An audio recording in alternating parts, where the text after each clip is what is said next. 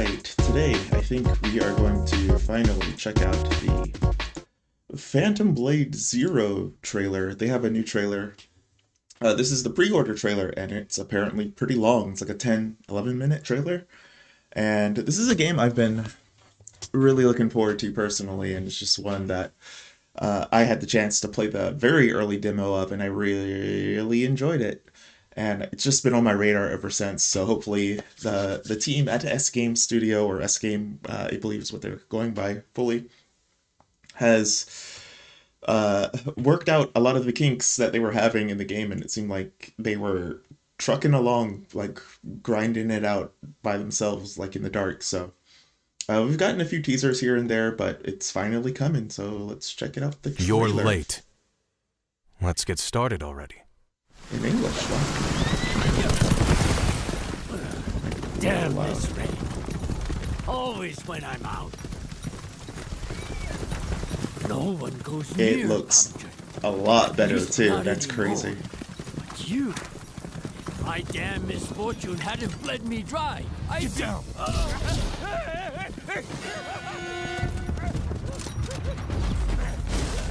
The early demo I played for this at TGS was so fun. I can't, like, even my friend who came with me was just like, yo, this is super fun. I went in expecting a Souls-like, but it's more Ninja Gaiden, Devil May Cry-ish with Souls-like kind of perspective. For the basic gameplay, anyway. I can't believe how smooth this looks now. Like, it was obviously in development before. This was like 2 years ago, but yeah, it just keeps looking smoother and smoother. Ooh, that was pretty cool.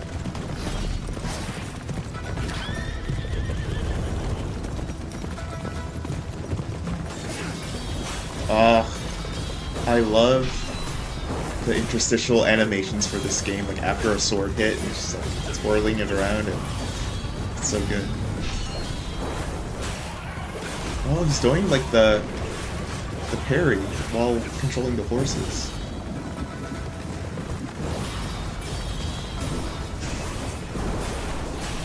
This game is gonna be sick. I can't wait for it. I really can't.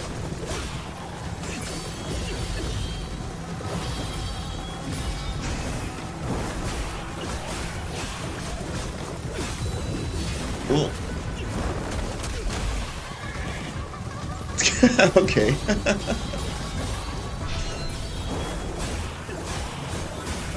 Yeah, I think they were revealing that there was like, what, 20-something weapons in the game? Like 27 weapons? Or if I remember right. Or maybe one of the weapon trailers had the number 26 or 27 on it or something.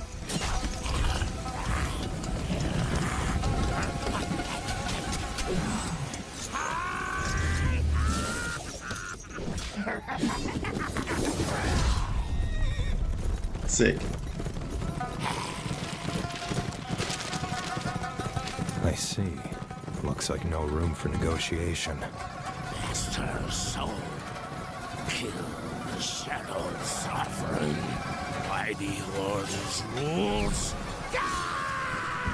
Yeah, this game is going to be pretty special, I think.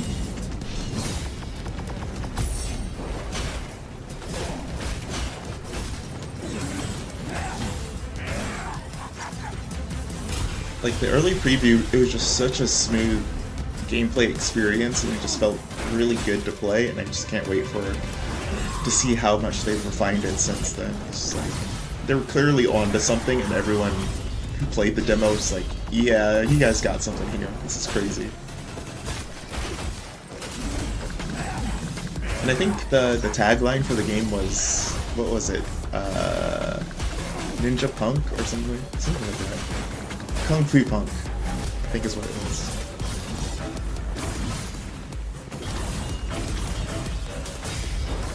God, it's just so smooth.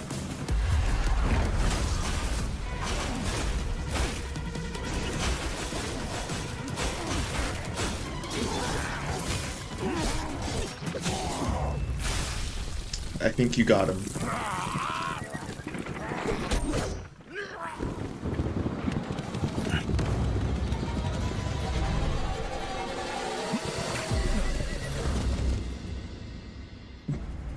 Are the horses gonna make it? The horses aren't gonna make it. Oh my god. No, poor horses.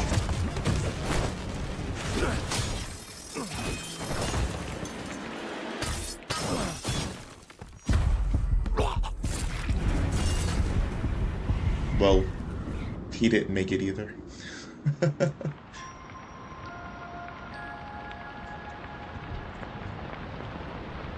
What blurred my eyes? Was it the rain? Or blood?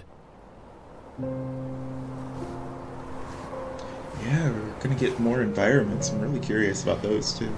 You're finally here. Late again.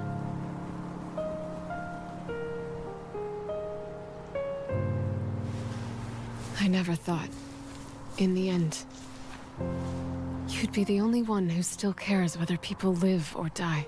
Ooh, getting some story. The Mandate's leaders don't care about ordinary people. Spider Lilies. The merciful Lady of the Veil doesn't care either. Zuoshang's order no longer upholds its rules. Nor does he care about the people of the Wulin. The peddlers, the laborers, the elderly, and the children.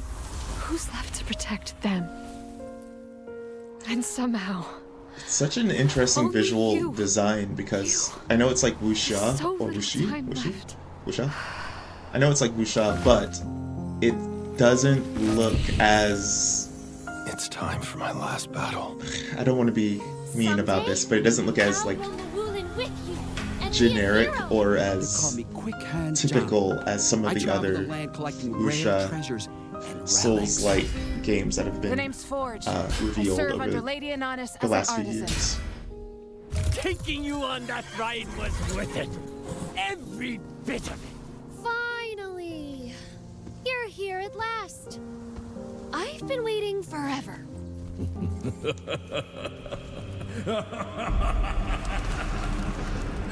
Yeah, it's like hard to place what era this takes place in, or would take We place in. thought ourselves heroes, It's got just enough only to realize it fantasy, but just enough like realistic, there's a slightly great secret in this world, modern one beyond visual the grasp aesthetic. of ordinary men, a power beyond reason. It's really unique. I love it. Source. It's from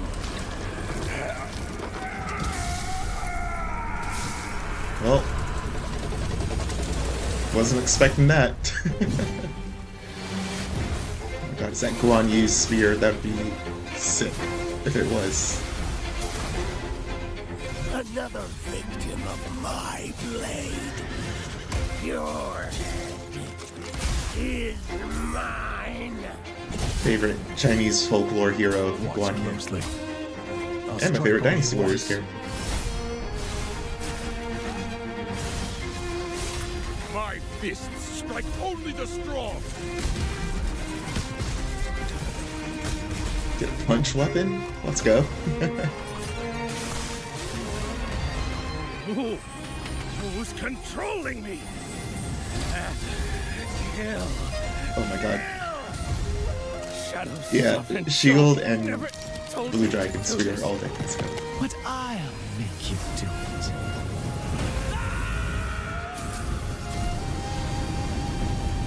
I would give everything to the great and merciful lady! This was my mistake. I have to make it right. That looks crazy and awesome. I'm loving this.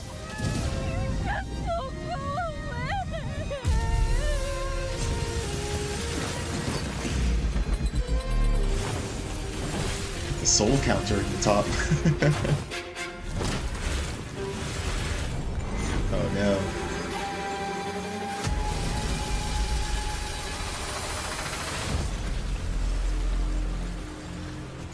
Pretty sick. Pretty sick. Man, there seems to be just so much weapon variety in this. I can't wait.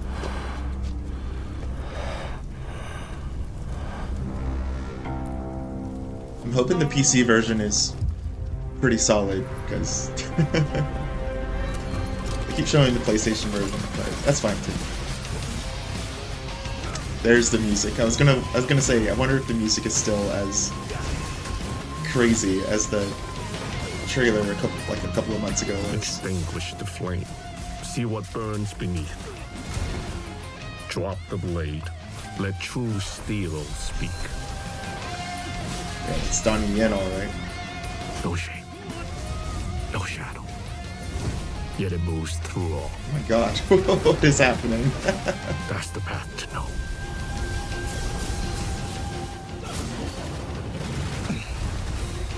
I love the wind pouring down effect that they use for the counter. I love it. Like something big's coming. Be ready to counter this. Show me your strength. And the answer. Okay.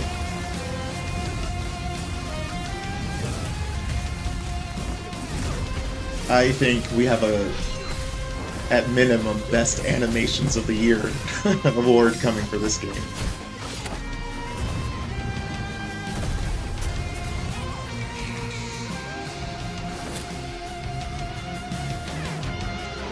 Creative consultant facial and motion capture too. That's pretty sick. I'm looking forward to his next move. Yeah, it comes out at the end of October. I'm looking forward to it. And it's only $60, so it's not like full price. What is the pre-order? Oops. What is the pre-order exactly? So you get an accessory, treasure basin, legendary outfit. I'm guessing this red one. Okay. Early unlocks accessories, treasure basin again, and outfit legacy. Okay. And deluxe edition gets you the Wulin Legend outfit, blood steel form. It must be that. Okay. Digital art book and digital soundtrack. I mean, if the soundtrack is as good as it seems in the preview, I think it might be worth it. So this looks amazing to me. I don't know about anyone else, but I'm super looking forward to this. As someone who grew up with like having to watch kung fu movies thanks to my brother and whatnot, like I'm super familiar with all of this stuff. And I still enjoy them, so I'm really excited for this. This is more than I ever expected this game to be when it first appeared. I was admittedly slightly a hater, because we were getting a lot of wuxia Souls-like games, and then I tried it and I was like, okay, that's not what this is. It's definitely more Ninja Gaiden, like more combat focused, more spectacle fighting focused. And it also was just really smooth and felt really good to play and felt rewarding to get through bosses. So, show me your strength. Looking forward to it. And the answer. God, that's so cool. That's so cool. Either way, yeah, this is Phantom Blade Zero's news trailer, the pre-order trailer. Looking forward to it. Comes out at the end of October. I'll be there. Hopefully, you will too. Okay. Gosh, this game looks so good.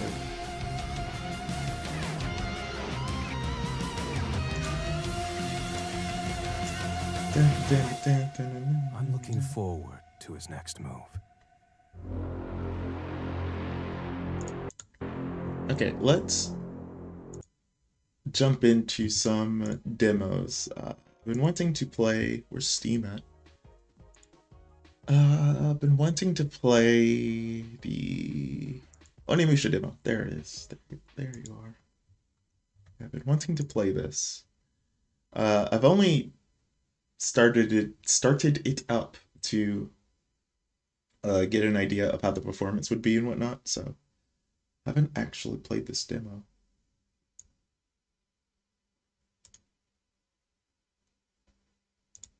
Let's see here. Maybe window capture would be for the best, right? Turn that off and turn this on. Alright, let's do it.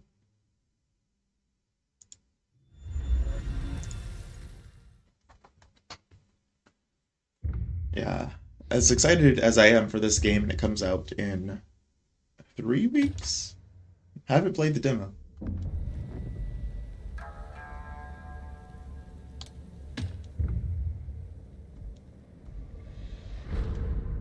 I only started it up to get like the shaders and whatnot all compiled.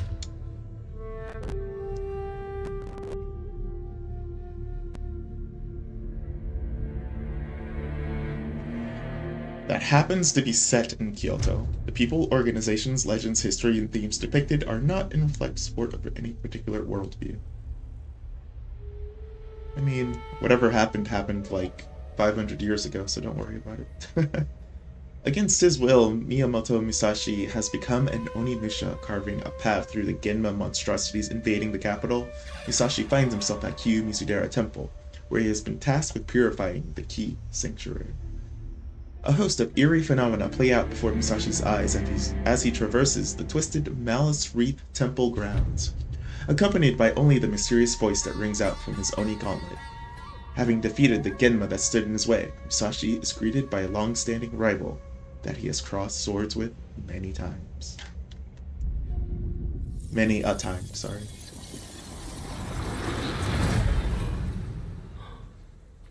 You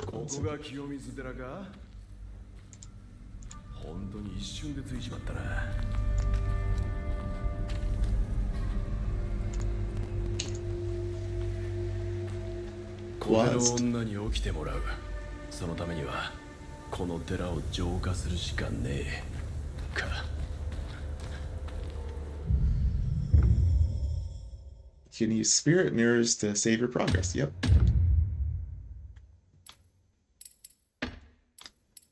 Ooh, items.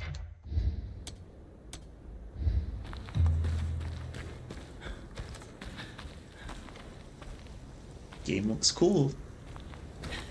Playing on medium settings, just to be safe while streaming. I kind of figure it's the same metrics as Resident Evil 9, so I can probably bump it up to high, even on a pretty entry-level game laptop. Looks pretty good.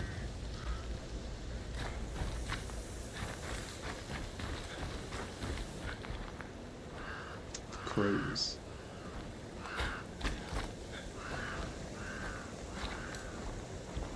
Just wanna take my time and walk through it.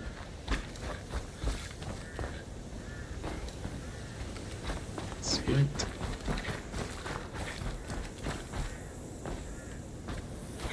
Cool temple. Temple grounds, I should say.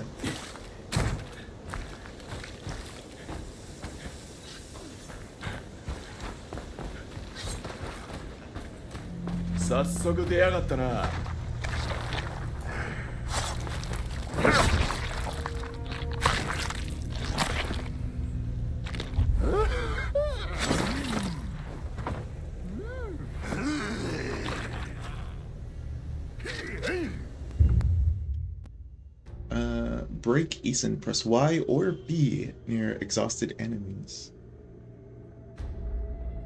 Without stamina, the body cannot do as the mind wishes. So when you see red, press Y or B. Land an attack on an enemy that deflects or deflect theirs, deplete their stamina.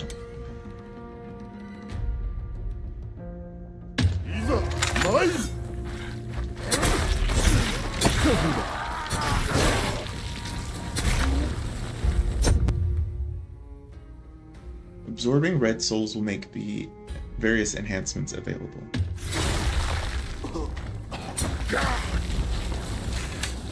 LT. Ooh, let's not hold B anymore. Okay.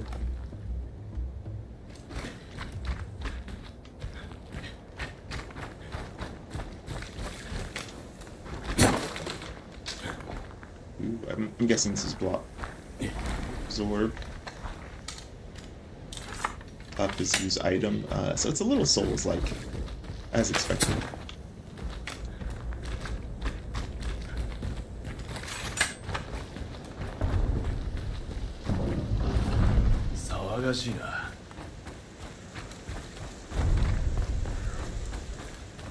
More enemies.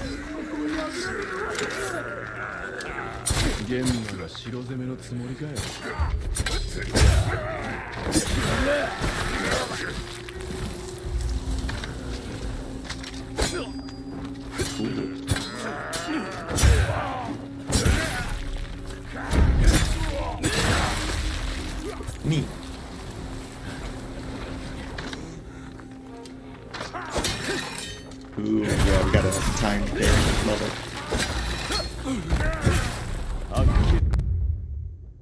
Yellow souls are sometimes left behind. They restore health. おい、化け物は全部片付けたぞ。どうしてくれ。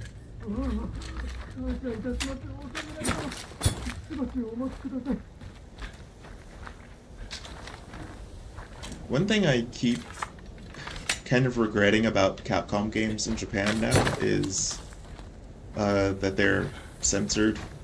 Like, they're not holding back in their cutting off limbs and decapitation depictions anymore, but the downside is in Japan they're censored, so it's usually just like, if you look at the international versions, there's like fleshy bits and whatnot, so it looks more detailed, but in Japan you just see like black or black shadow.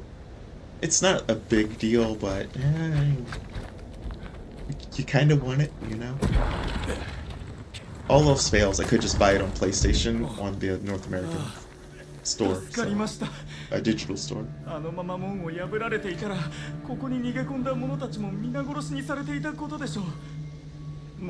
Before you could do some shenanigans with regions on Steam, but they kind of cracked down on that. Like, I got Resident Evil 2 and that came out, the uncensored Canadian version, but then I got Resident Evil 3 in Japan on, like, I didn't bother changing the region, and that one's censored, so to speak. Like I said, I don't really mind censoring, but yeah.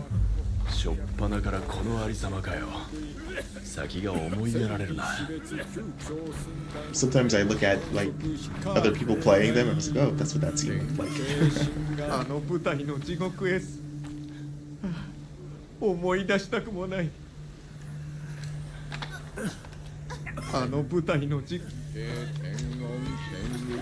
It's a lot darker than the previous games. Like, the Onimusha games were kind of silly and cheesy, but this one's...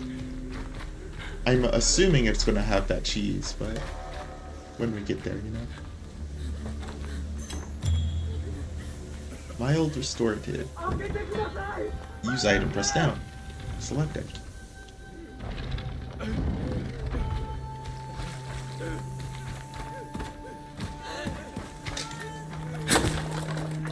Nothing in the box. It's just a demo, so there's nothing over there. Ah, 5体満足でここまで戻れるとは御仏のご加護だ。そこまで荒れてんのかよ、この先は。鬼畜がはびこり賛美の極みです。進むつもりであればおよしなさい。鬼畜ね。上等じゃねえか。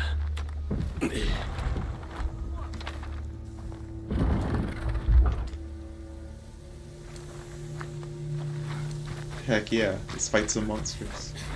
正気が濃いのはあの高台か。どうやって行きゃいいんだ。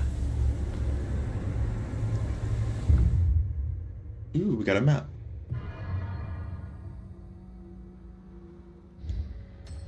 Yeah, follow the trail.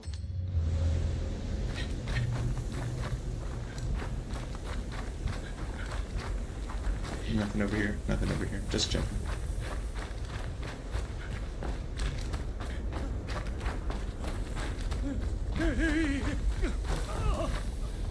Go ahead, be careful.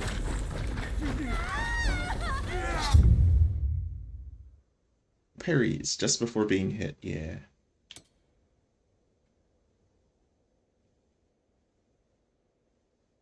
Parry enemies to fill your blaze gauge, and after entering the blaze state, you'll deal more damage.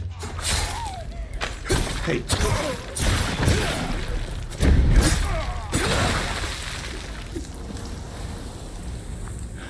I feel like you could have moved faster there, Musashi. What the fuck, bro?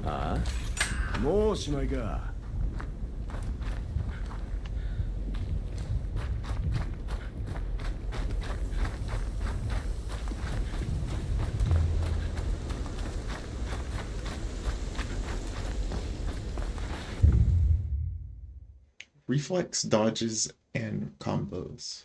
Press A just before being hit. Read your opponent to avoid taking damage. You can add insult to injury by reducing stamina with a counter to evading unarmed enemy. Ah. 雑魚に用はねえ。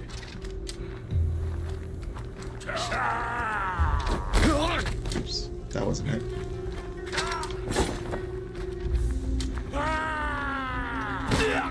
That wasn't it.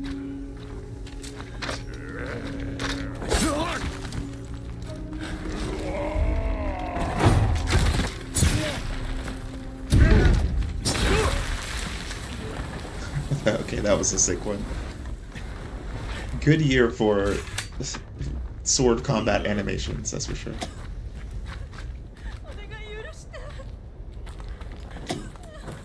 I would love to help you, but Musashi doesn't seem to care.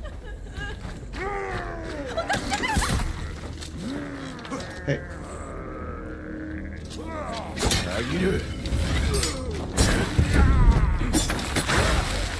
Nice.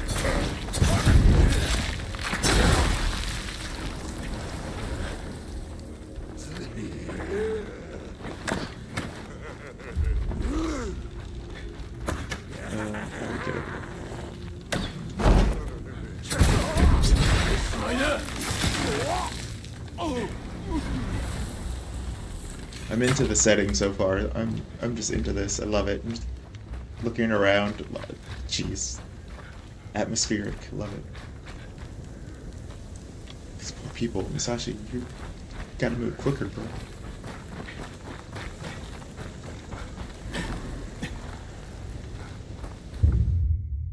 Okay, we only have the map so far. Controls, photo mode, settings, tips.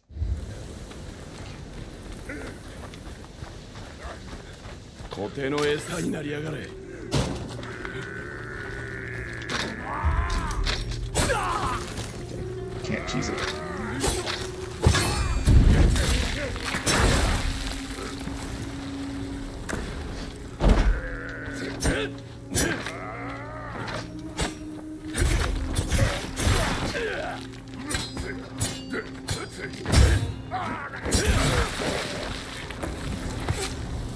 Ouch.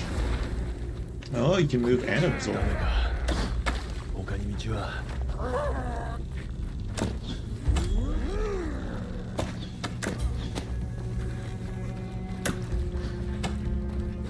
Okay. Gotta run up here.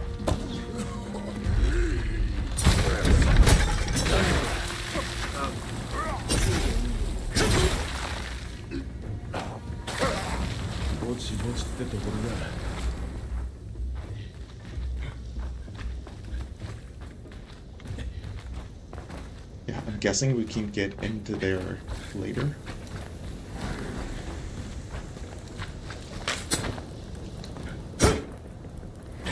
Yeah. Okay. Just exploring, just enjoying.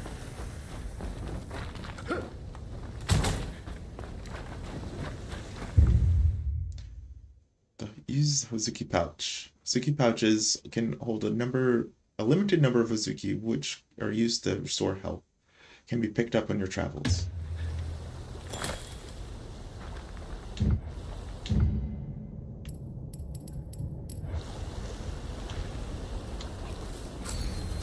Oh, that's the wrong thing.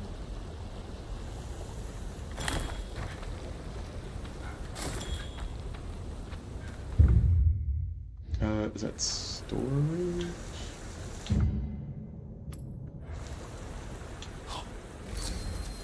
Okay. I'm guessing it's those. Yeah. Okay.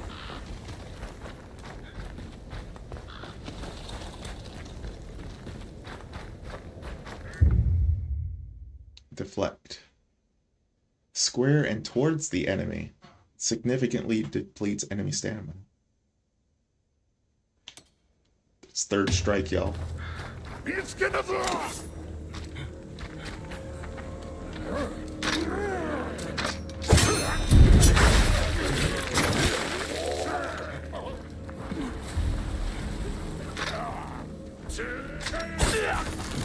that wasn't it.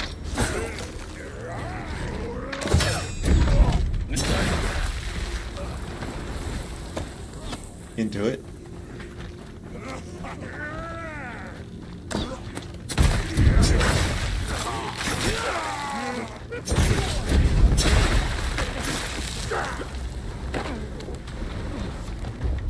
Ooh, you can use this. Okay.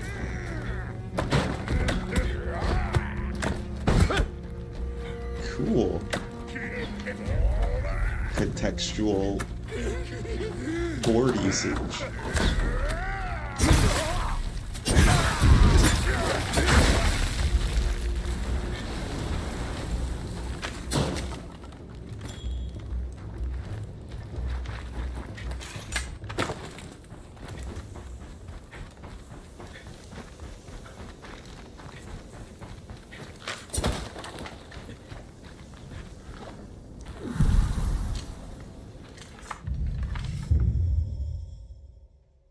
Anything you cannot carry will be put in the storehouse. Makes sense.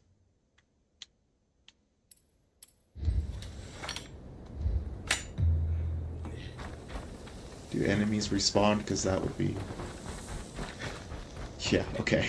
That's what I figured. They couldn't resist. なんだこ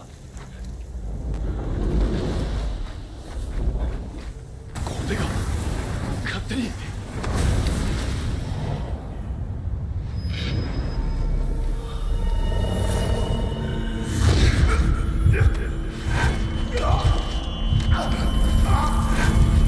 Man, it's so cool that Onimusha's back. I love it.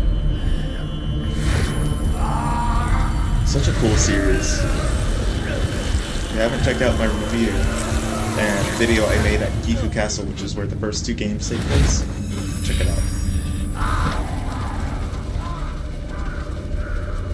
This is Onimusha Way of the Sword. This is just the demo. Comes out in a couple of weeks.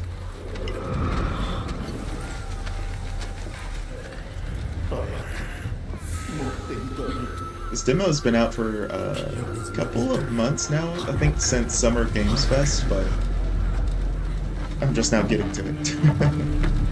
その目に宿りしは鬼の力黒魂によって覚醒なされたようです黒魂この地に残る記憶が正気の塊と化したものです清水寺を浄化するためにはこの光景の根源を突き止める必要がありますおい小手女ごたくはいい目が覚めたんなら俺の質問に嫌ですやってお前ふざけるな小手女などと汚い物言いへの仕返しです That's very funny. 私は黒魂の力で一時的に目覚めたの I was wondering if this game would be like a little too dark compared to how cheesy the original games are, and it seems like they'll have a little bit of a humor in this as well.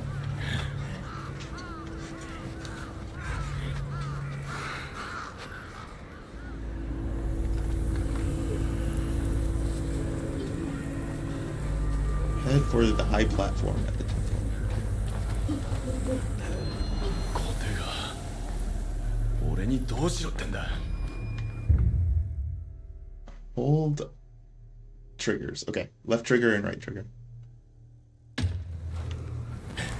We get Batman vision. なんだってんだこれは Yeah, there's English voice acting.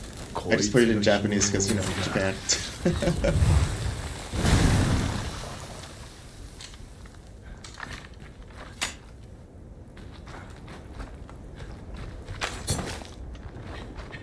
Yeah, I figured this was a little too big to break.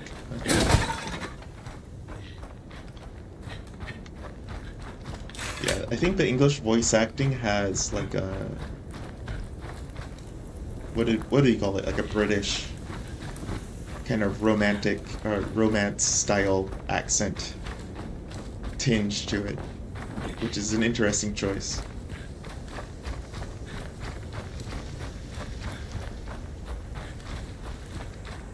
Something over here? Nope, just a blocked door. Okay.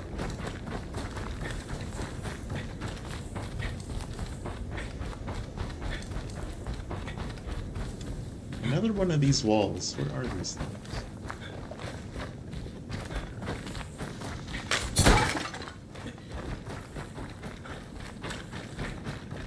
Item, okay.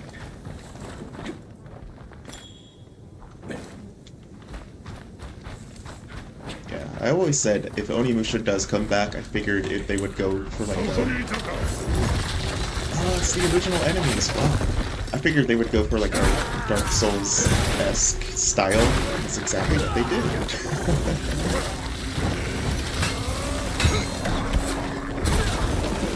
getting overwhelmed.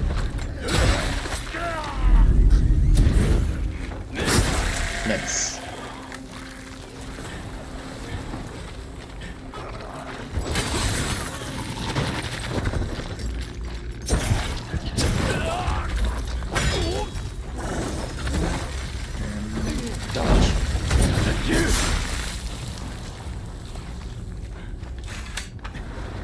Seems like we have some cool combat mechanics in this game. It's a little...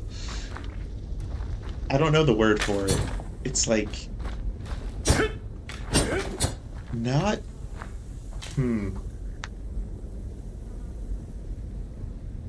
Yeah, Onimusha 3 has Jean Reno in it. The gameplay of this is like very...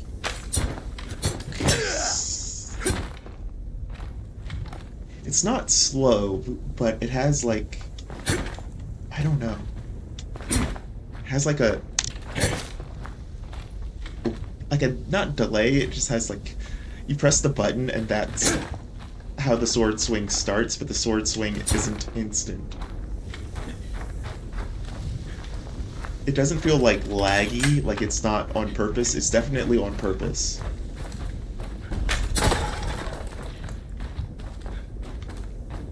I don't know a better way to describe it. It's clearly on purpose. Like, it feels the way it feels for a reason.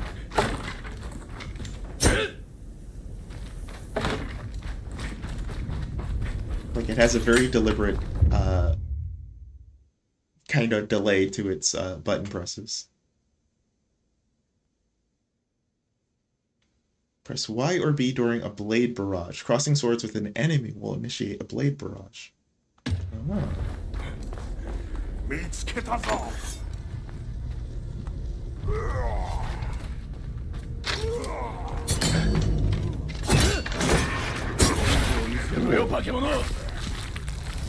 Yeah, there's lots of like really intentional elements to the combat. I guess they really wanted to get those like samurai combat isms on screen or in the player's hands, which the other games didn't really have. So yeah, methodical. That's... You're a smart guy. You're a smart person. Look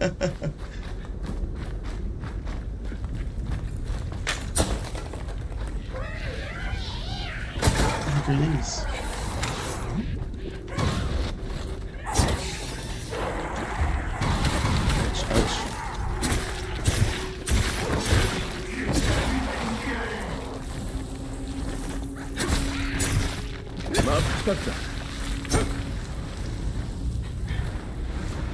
Like, the originals felt very, very loose. They were clearly inspired by Resident Evil and whatnot, but didn't have Resident Evil's, like, weight in terms of how it felt to play. This one has weight. Let's check out what's inside here. More dead bodies.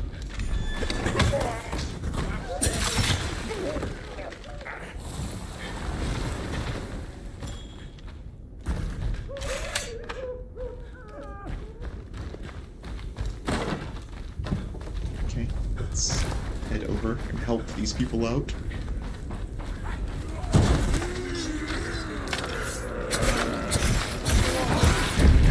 But there's also going to be like a bunch of different weapons if it's anything like the old games, right? So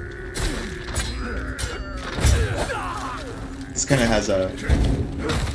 This is your base weapon until you get all of your crazy magic weapons and whatnot.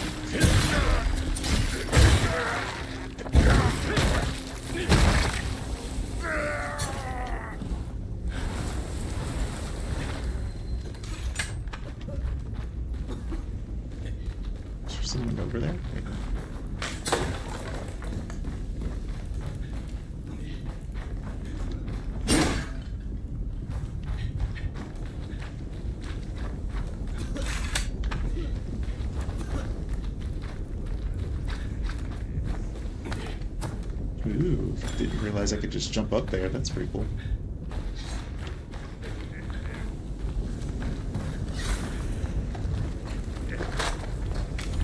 Yeah, they're definitely taking a more serious approach to the series, but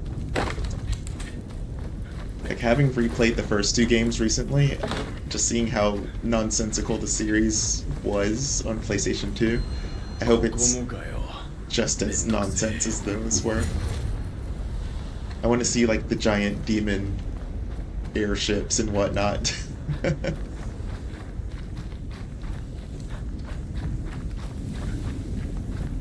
I personally love stuff like that. 紐はこの先か。裏側に回るしか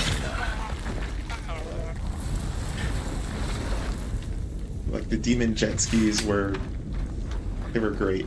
I loved that. Yeah, how do we get back here?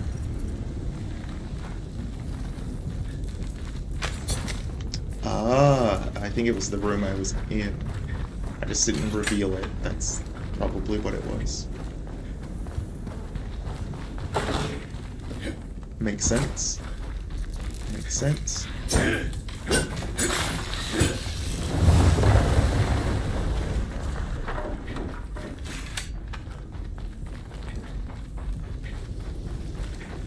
Thought it was Ghost of Tsushima? Yeah, I wouldn't blame you. Anything here? Probably not in the demo. There's nothing here. In the main game. I also checked out the trailer for Phantom Blade Zero, the newest trailer. That game is something I'm super looking forward to, and it comes out like end of October is what it said. It's another character action, very spectacle fightery kung fu game being made in China. China and Los Angeles, I believe.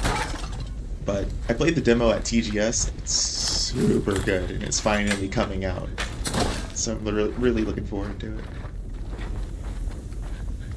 They announced they're going to have Donnie Yen as one of the characters. He also did like the motion capture coordination for it, which is pretty cool. Yeah, we've been stealthing enemies.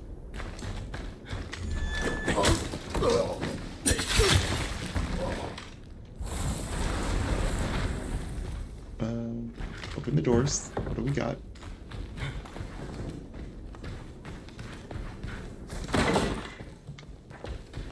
Dang, they really ran through this place, huh?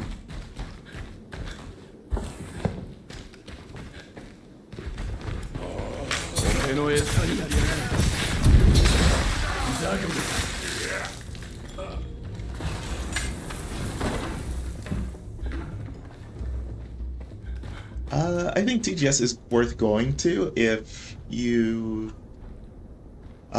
understand that it's not like a big sit down and watch like super hype trailers convention or anything. I think TGS is worth going to. It's more of those things you've been seeing at like Summer's Game Fest. This is your chance to play them. That's what kind of show it is. Yeah, it's a very hands-on event, but it's so crowded that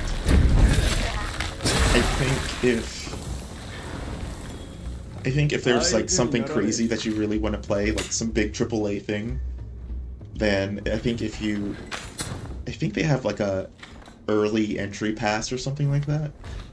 I think that's worth paying the extra money for, because stuff like the reservations and time slots to sit down and play stuff just they go so quickly that it can be kind of disappointing if you don't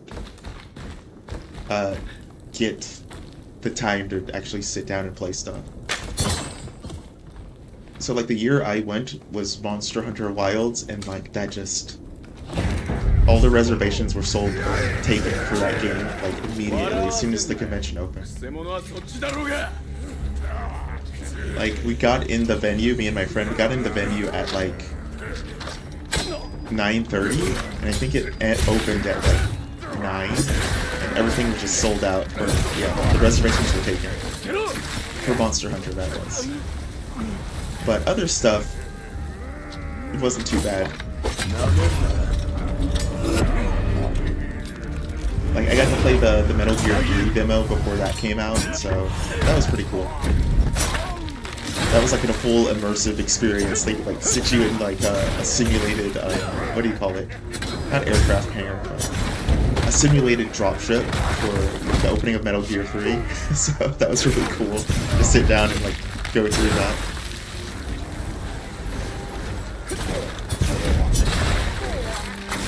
And I got to play the Dynasty Warriors demo early. That was really cool. That was one of those demos that I wasn't really expecting much from, and then it turned out to be probably the coolest thing at the show.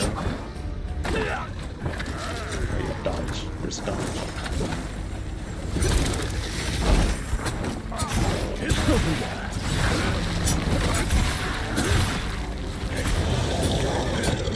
Is it gonna blow up? No, it's not gonna blow up. It's just gonna shoot something at me.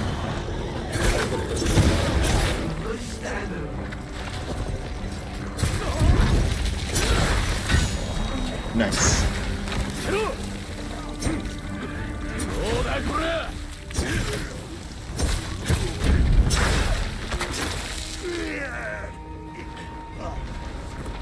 Yeah, I've always wanted to go to E3 as well. I never got the chance. Even when they went public for that, like, those few times. Technically, when they went public. Because I know they always said it wasn't public, but there was always just, like, non-industry people in there, so...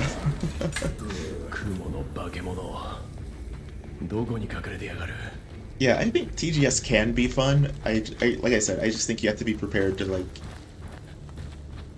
run in early, get, like, a ticket for the demo or experience you want to see, and then, yeah, then you just kind of have to mull about and see, like, there's lots of, like, indie games and other cool stuff to see, but I think the big AAA stuff, it can be disappointing if you don't get to see everything you want to try.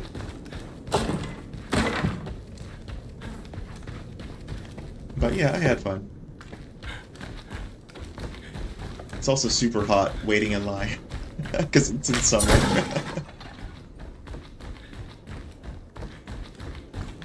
Yeah, I think because a lot of the focus, especially for people who speak English and whatnot, like, we have Summer Games Fest, so it's a lot of, like, not new announcements, but it's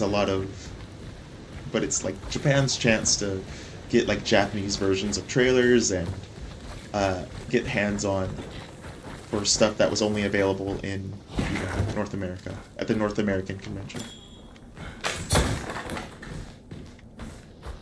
So yeah, I think it's worth it. I think it's fun just to go. There's also lots of freebies that you can get.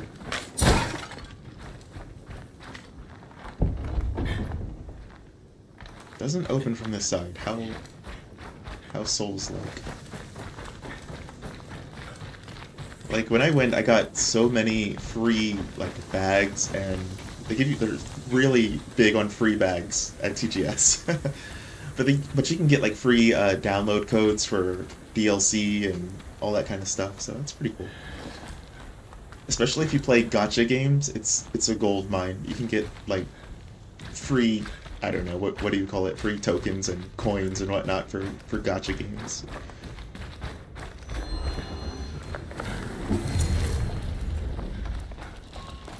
Scooter.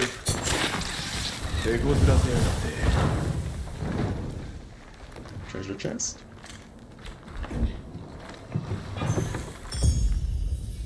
The two Celestials, blades forged by the Oni craftsman, extract yellow souls from enemies they strike down. Press RB when the Oni power gauge is sufficiently filled. Oni armaments deplete Oni power. Oh. 鬼のコテと雰囲気が似てんな。鬼の武器か。So is our main weapon the sword, and like the extra weapons aren't main weapons anymore? That'd be a really interesting twist.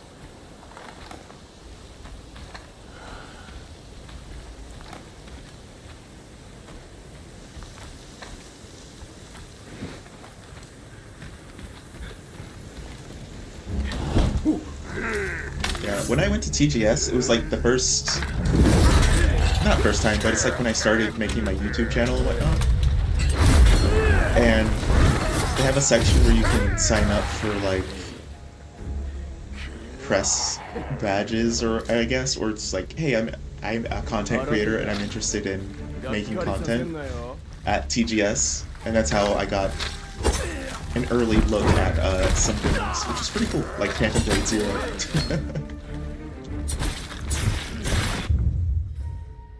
Ah, so you get to absorb magic, okay.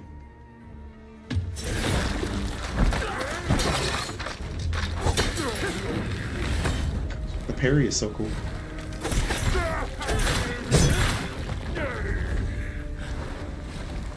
Yeah, I got invited by a couple of indie developers to like check out their games. This is pretty sick. This is how it works. I'm in the industry. Not really, but that's the dream. Gotta start from somewhere.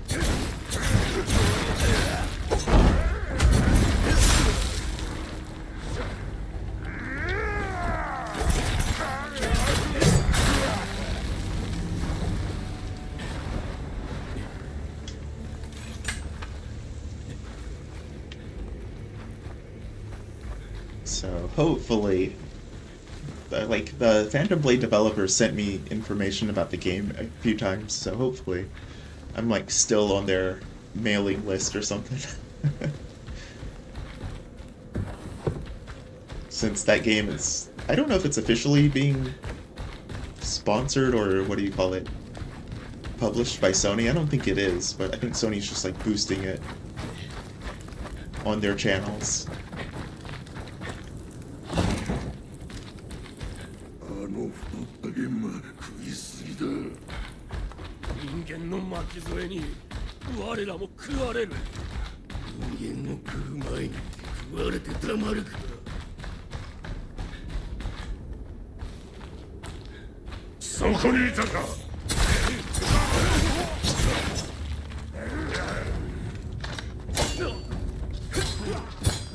I'm guessing that other enemy was a freebie for the magic. Oops.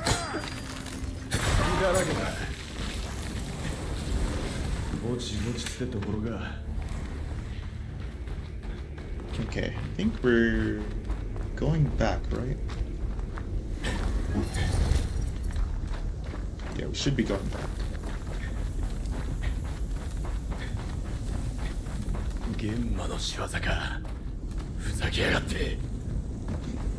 I mean, that looks climbable. You can just like jump over that, right? But I guess it's a video game, can't do that.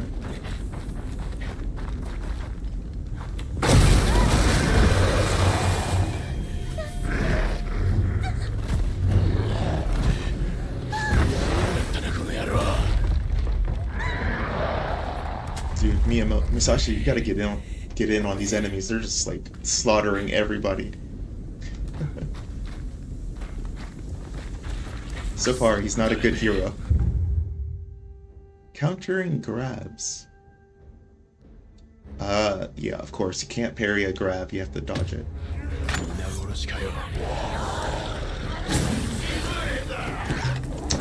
And I definitely didn't dodge that.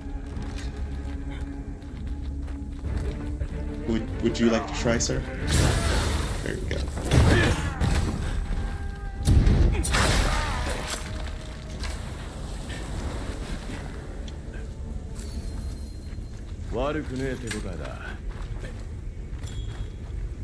Talisman?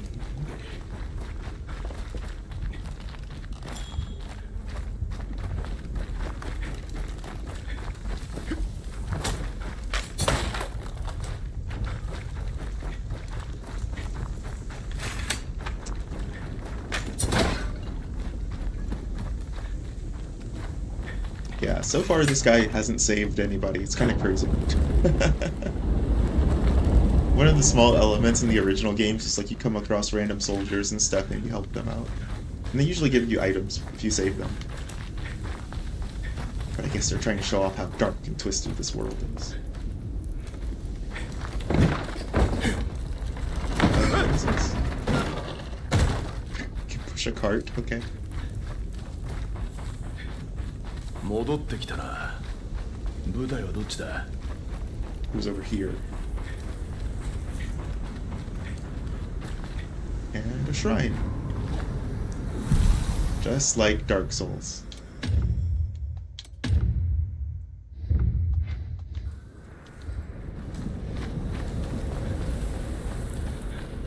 出たか。次は何をするつもりだ？ Creepy.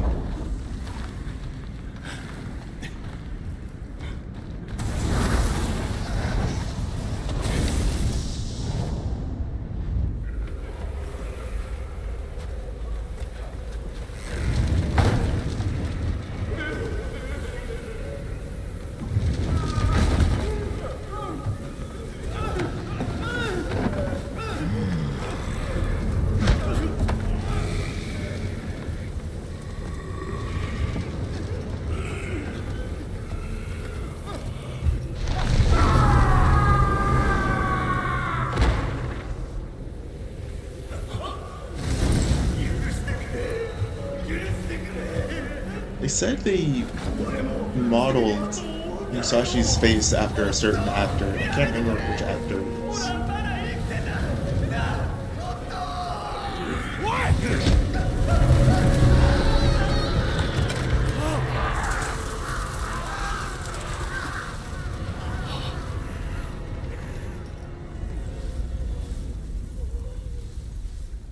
Yeah, this is significantly darker than the first 4 games.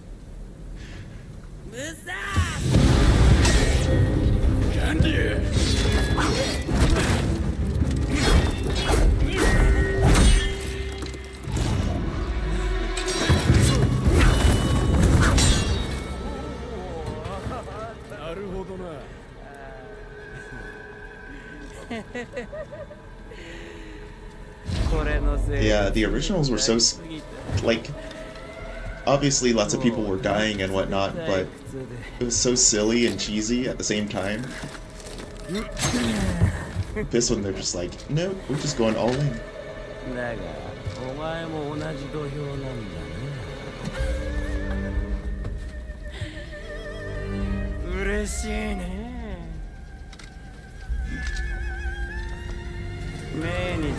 Sasaki Ganryu. Yep, that's Musashi's rival.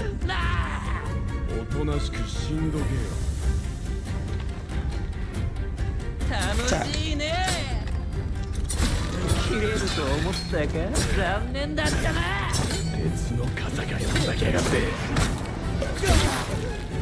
Kinda sick. Ouch.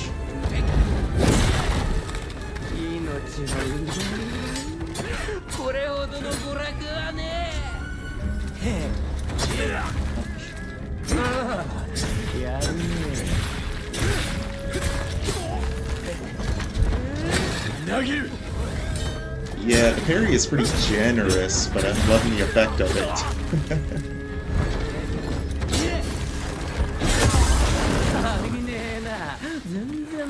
Wow, that did a lot of damage.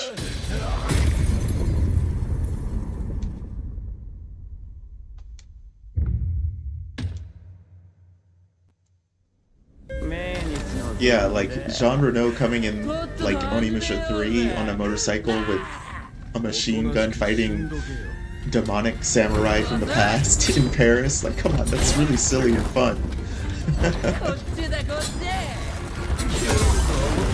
It doesn't seem like we're gonna get much of that in this one, that's for sure. Multi-attack, okay.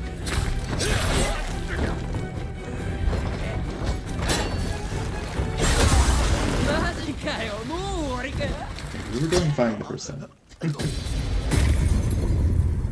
Yeah, stuff like God Hand, definitely not.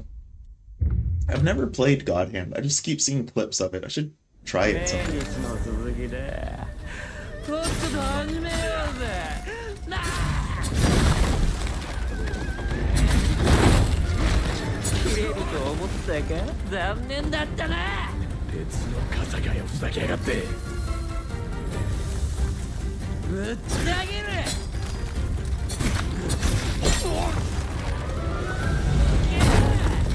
There we go.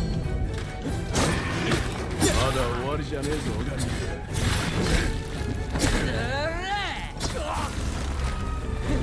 どうしたビビってんのかおい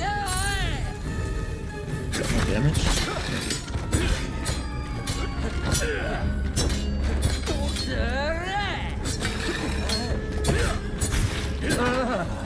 やるね血は筋肉踊るってやつだもっと刺激をくれよ武蔵 Ouch.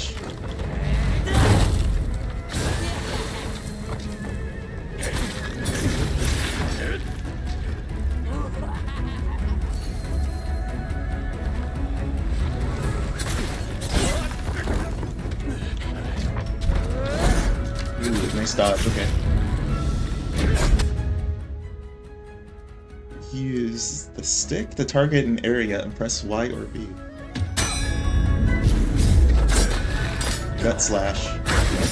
倒れろまだ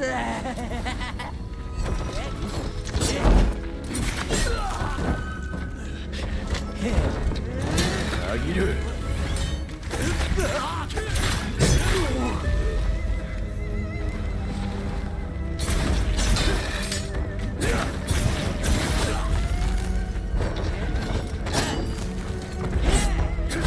楽しいね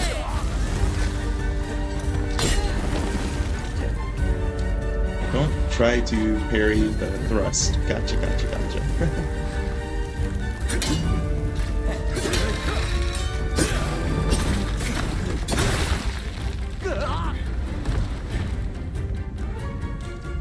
Got him. That's all for the demo. I want more.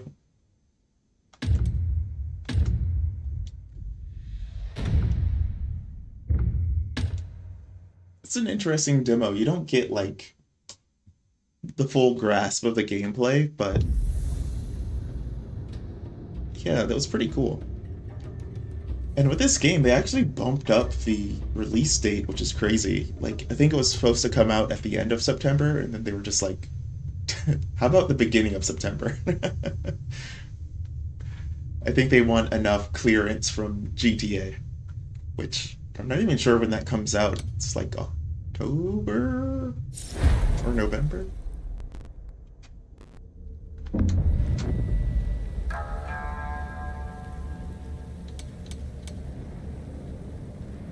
But yeah, this game is like surprisingly heavy in its gameplay, and like you said, it's very deliberate in how it handles, which isn't something I was expecting. But yeah, that was a pretty cool demo.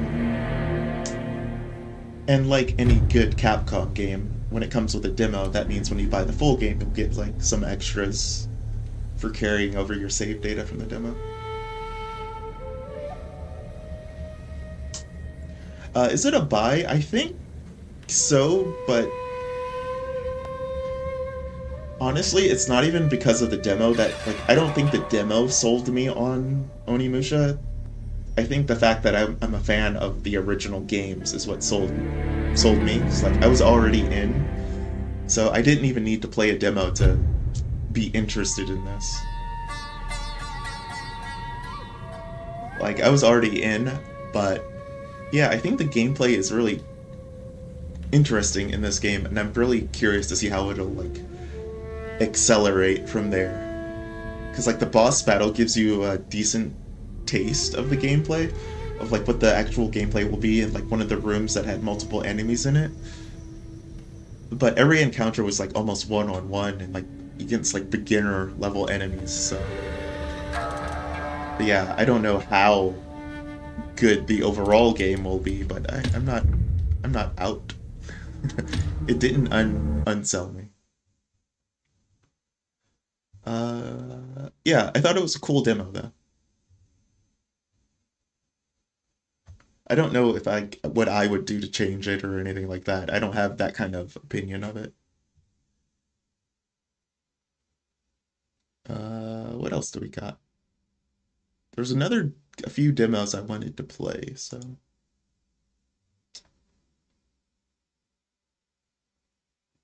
Wanted to try Parasite Mutant. That's another demo I wanted to try.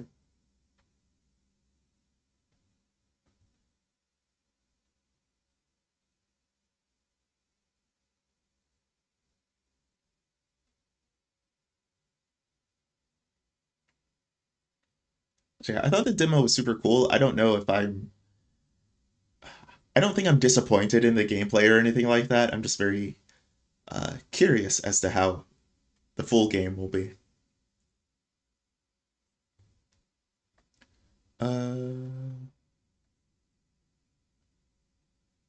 So there's another game that's a Parasite Eve inspired horror game, I guess. So we'll see how this is. This is another demo I've been meaning to check out that I haven't checked out yet.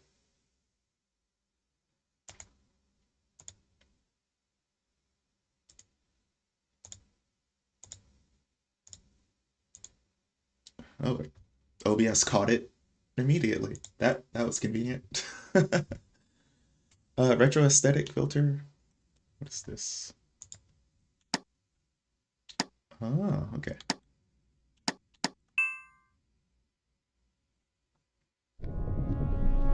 But yeah, the next couple of months are like a game a month that I'm interested in. I don't know if I will have to pick and choose. That's what I'm worried about because I don't want to pick and choose. They're all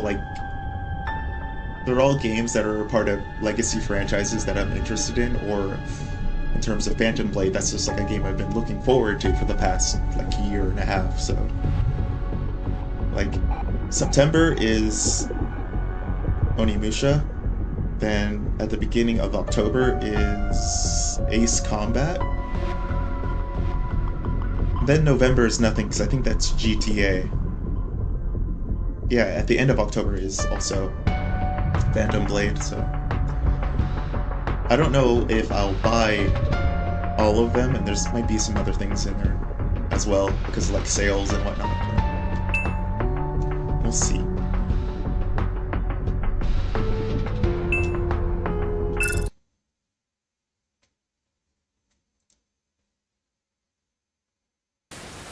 It's been years since you bought a game, right? Like this year I bought Resident Evil 9 at the beginning of the year. And then I've just been like coasting on the backlog since then, basically.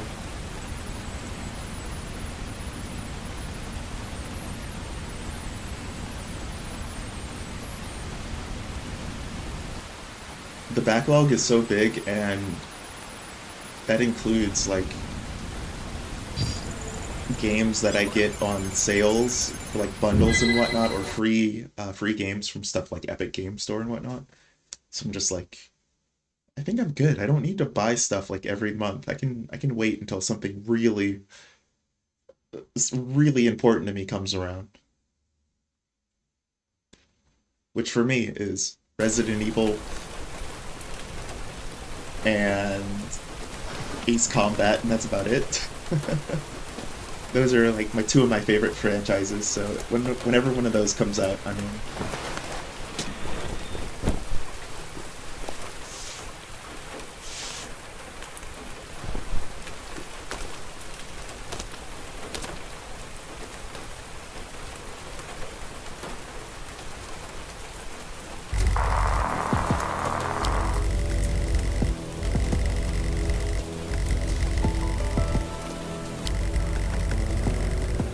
Complete Z mission, retrieve data bank, continue mission.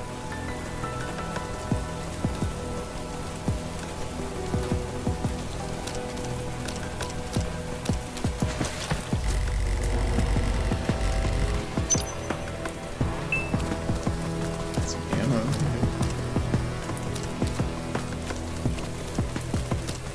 But yeah, one of the things I've been trying to do more is check out like the indie games or some of the smaller games.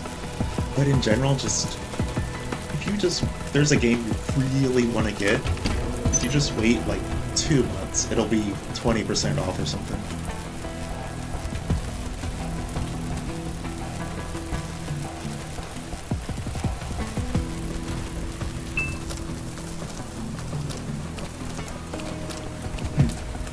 But also, one of the things I'm glad I've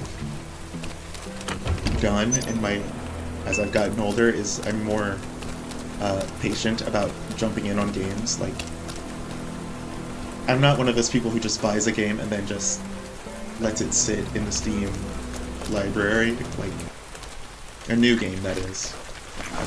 I'm not gonna buy something for $70 and just let it sit there. Like, if I'm playing it day of, you know? If I'm not gonna play it day of, I'm just gonna wait.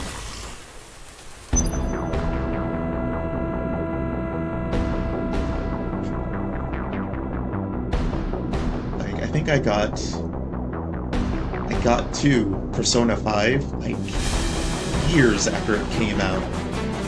It was partly because I just wasn't in the mood for a Persona level RPG, but when I was in the mood for it, it was on sale, and I really enjoyed it because I waited.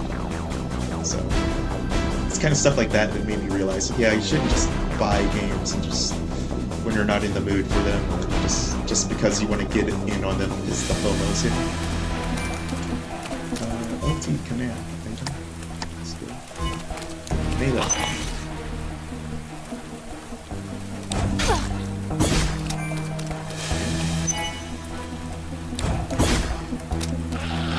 It's a very parasite EV system. What skills do we have? Minor heal, E and heal. No weapon. No firearm.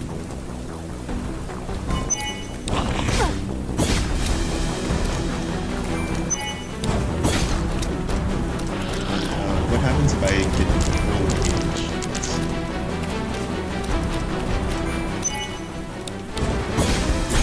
Oh, 2 attacks. Makes sense.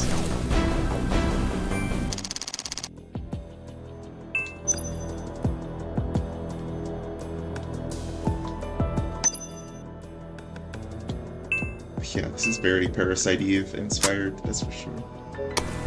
She even looks like the character.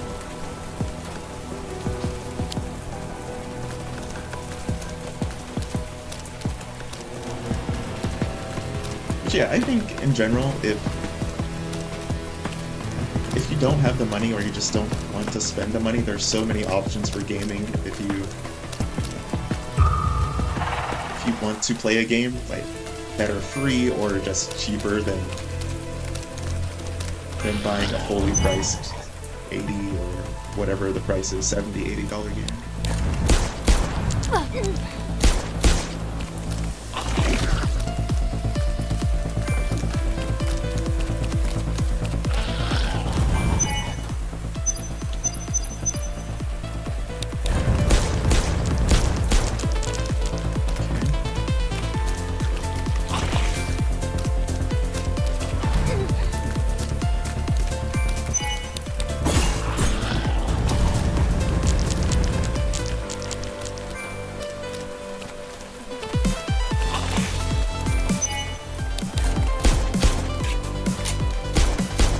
Admittedly, one of my blind spots in gaming is all of the indie games that come out, because there's a ton of really cheap, really cool indie games. I'm just like, I generally ignore them, sadly.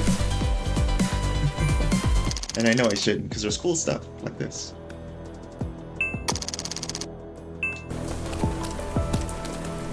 But I also have PlayStation 1 games that I want to play, so my backlog is that big in terms of stuff I want to play randomly. So.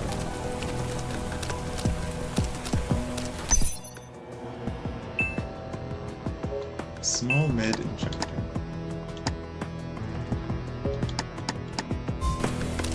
Like, before I was playing Threads of Fate, a PlayStation 1 RPG that I've never played before. I just downloaded it on the emulator.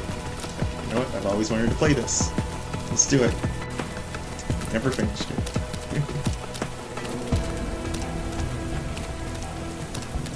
Yeah, the hardware prices, especially on PC, just like...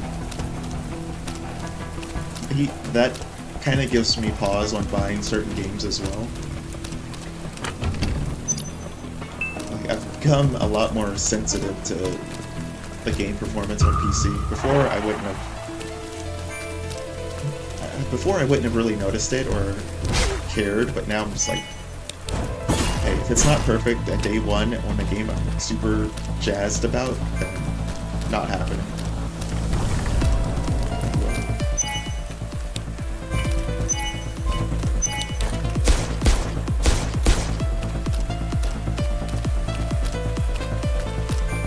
Like, I wanted to get Tokon, the fighting game, and I was kind of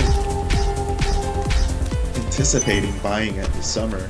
Because I was like, oh, I have the time, it's perfect. Comes out at the beginning of my vacation, it's perfect. I'll spend the money and that's the only thing I'll buy. And then the PC version of that game turned out to be garbage, so... it's like, oh, well, I guess I get to save some money. What's locked?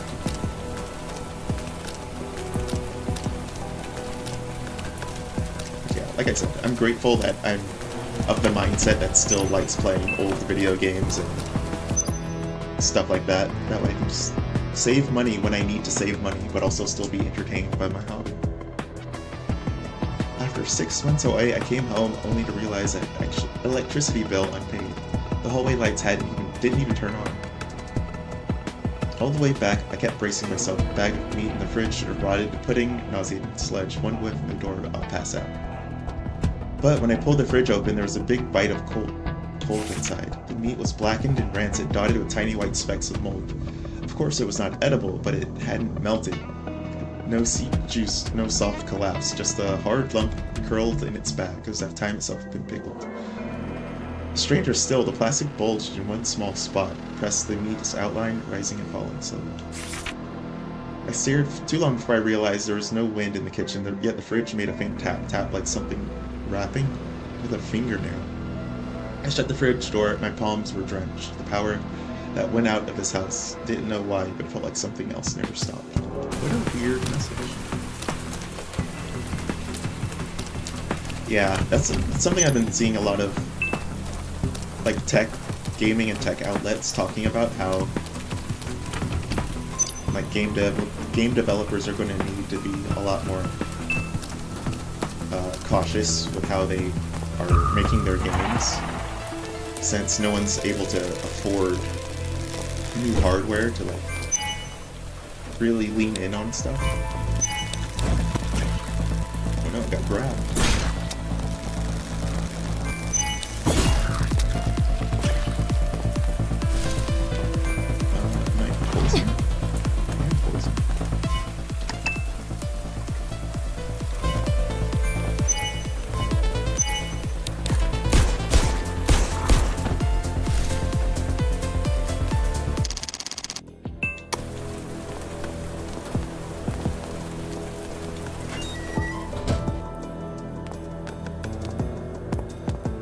Kind of digging the vibe of this, especially the combat system being so literally what Parasite Eve did, but I don't know about the character model. Like the generic big jiggly boobed version of the Parasite Eve character isn't what I would have done.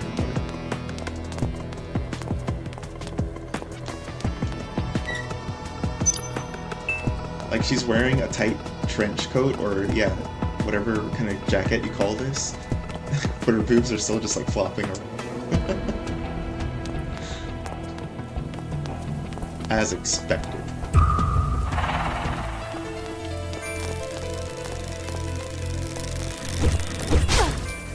Ouch.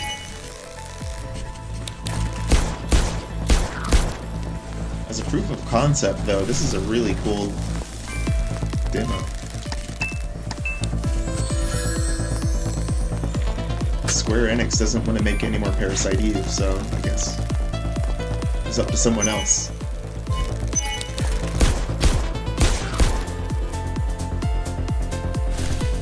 Yeah, she does. She has a very gacha game character design.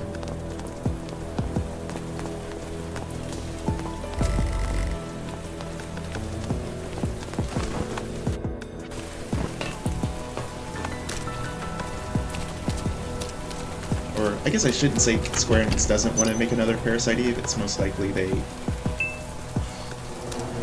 They can't, because I think they lost the license for it.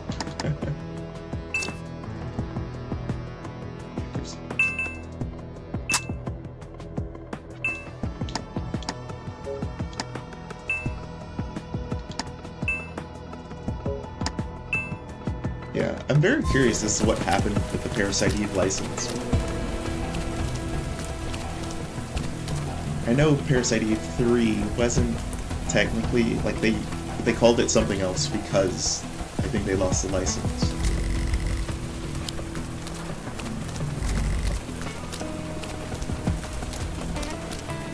I think it was something like the creator didn't want them to have it anymore or something like that.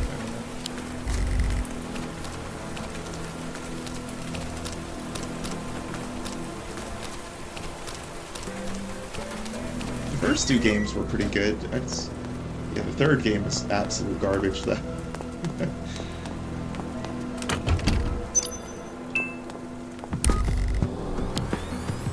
Ben, it's Ben's password. I have no idea.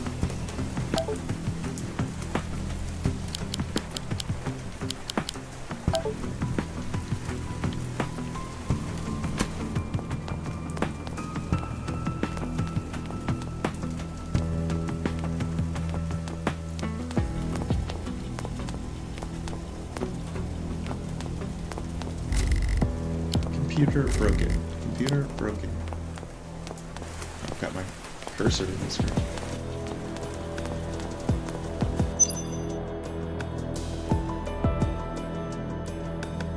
Last week, our captain suddenly ordered us to seal the whole block. Our security clearance as security guards was lowered and we can only move around the courtyard. The main entrance to the block has been completely sealed shut. We're not allowed to ask any questions. We can only follow orders, but recently. Ben has been acting suspicious. He must be planning something. I wonder if he reports to the captain. Security keycard.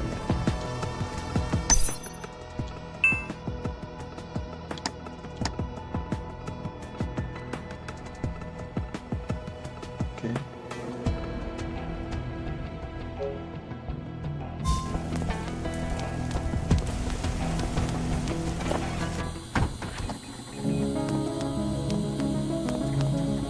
Save room has save room music vibes.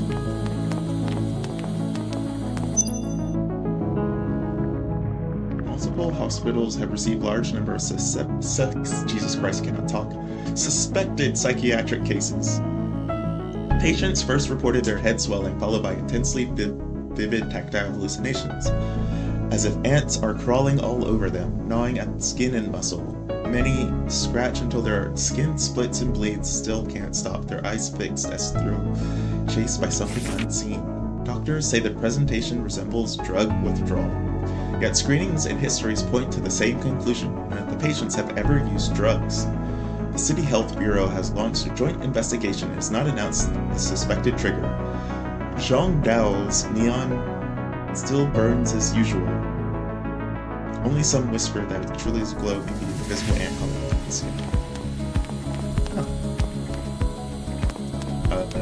Yeah, the camera needs some work. The camera doesn't pan as much as it should in some of these camera angles.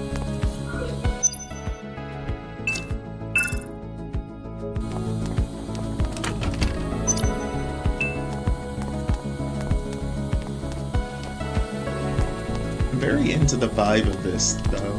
I really like it. This is my jam right here. This is the kind of stuff I like.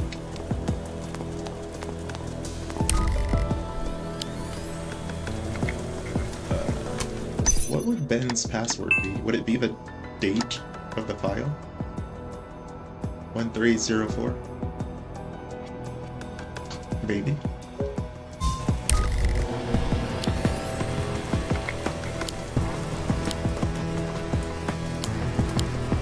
That's not enough numbers. Yeah, 1, 2,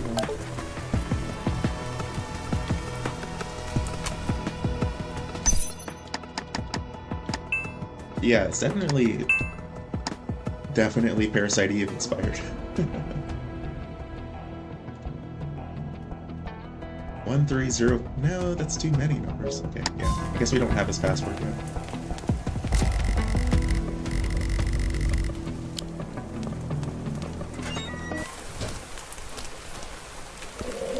Also, I think the sword is a bit much.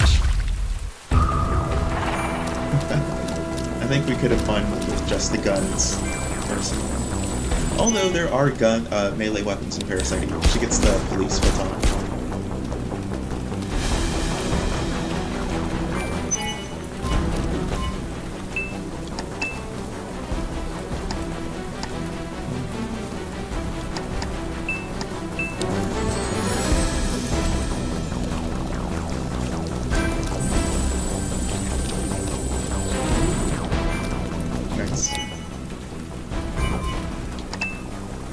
Cannon. Let's do it. She has the same moveset as Crimson. I think it's funny when games say they're inspired by something and then it's just like, yeah, it's kind of just straight up that thing, right? Not that that's a complaint. I actually really like this. I'm digging it so far.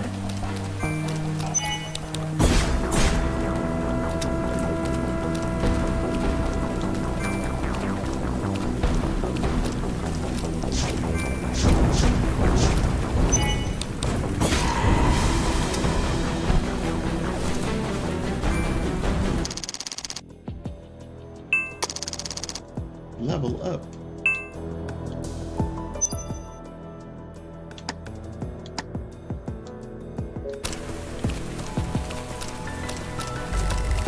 Okay. Oh, we can go back. Okay.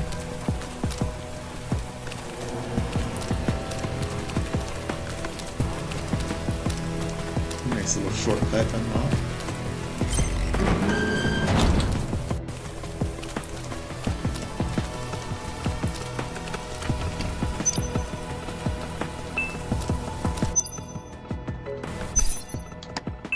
Equipment. Melee fire armor. I'm digging it. It's got level up and RPG mechanics.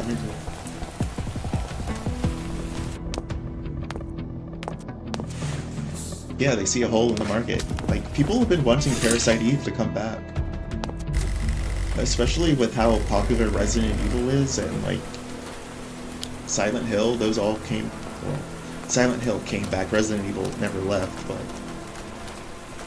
It's like, considering the games that Square Enix makes, and their current situation where they're just, like, spending all the money on Final Fantasy, but they don't really have a secondary tier of game, really. It's like, man, you guys should bring back Parasite Eve or something like it. You don't even have to call it Parasite Eve, because you can't, but you would figure they would be like, oh, let's leverage this idea at least.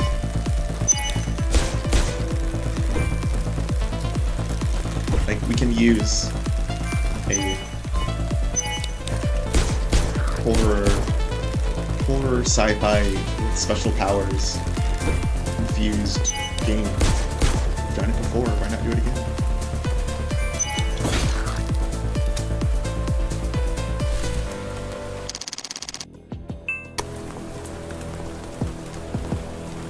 Because I don't think the third game like turned people off to the franchise. I think it just turned people off to that game.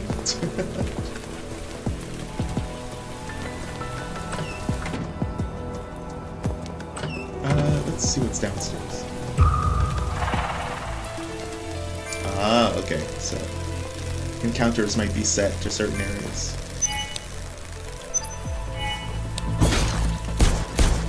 Ooh, you can melee and shoot separately. That's pretty sick.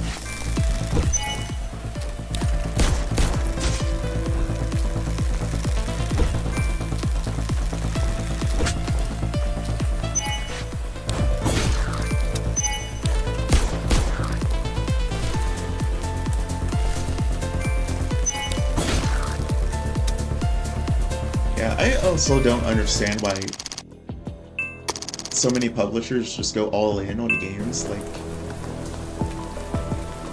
it kind of feels like if you make multiple smaller games with, like, obviously the appropriate budgets, wouldn't that be a really good idea?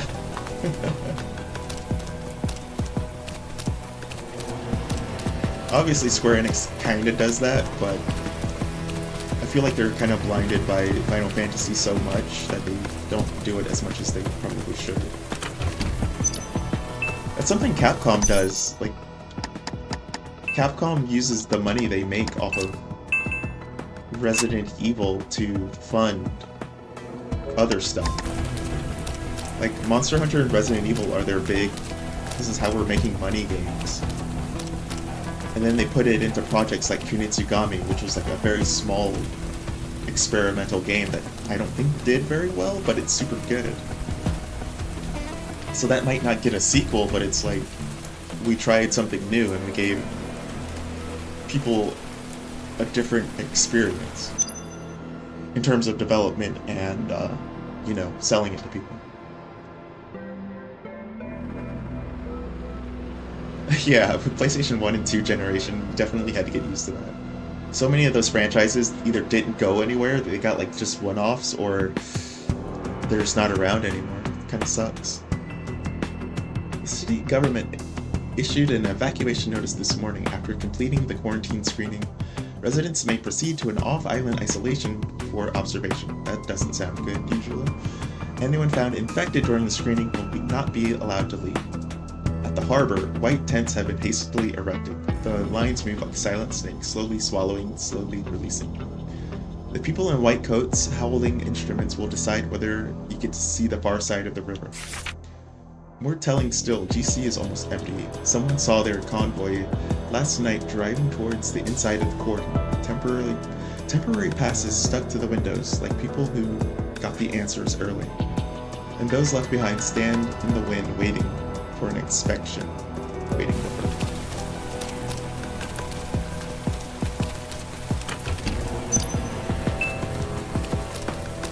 One of the things that kind of annoys me the most about Square Enix, though, is just saying this, but they sometimes release like remasters or collections of their old games, especially PlayStation 1 games, like they've been doing on Switch. They did Saga Frontier and Legend of Mana. You need forklift key. Of course you do. Like, they re-released those, so it's like, oh, you're clearly checking to see what the interest is in these franchises, right? And it seems like they're not going to do anything with it. Well, I guess they tried with Mana, because they did Trials of Mana, and they did like one more. And I guess with Saga, they did Romancing Saga too. So yeah, I guess they technically did. But... yeah, it just kind of feels like they re-release stuff at random, and I kind of wonder what their thinking is. I know Square Enix is going through a pretty big shakeup in their internal stuff, or in their staff management style. They said they want to stop,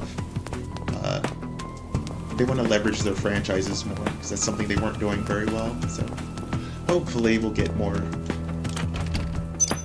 PlayStation collections and all of that stuff, because I really like stuff like that.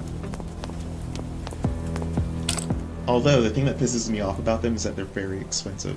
Like, Square Enix always goes for higher end instead of cheaper, which always annoys me.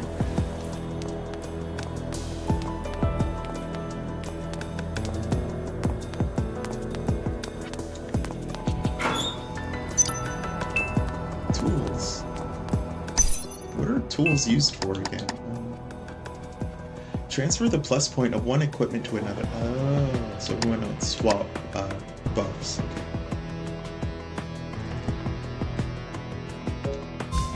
I heard the Suikoden mobile game isn't bad. Like, people seem to like it. But I didn't try it out myself, not yet.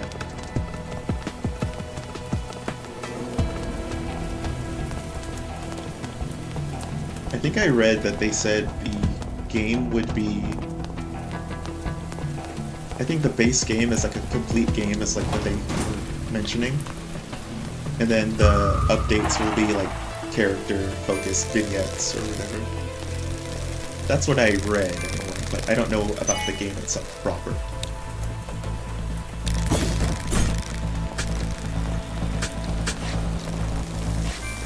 I also really like buying the PlayStation 1 game remasters and collections on. I really love buying them on Switch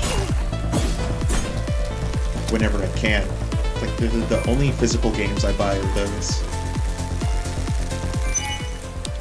I'm a really easy nostalgia target for stuff like that.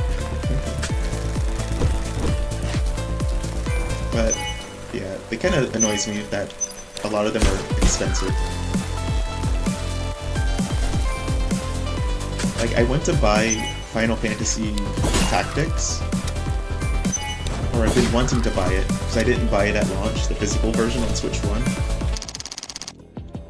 And I don't know why, but Square Enix in Japan just, like, hasn't made a lot of copies of it, so it's a rare game, basically.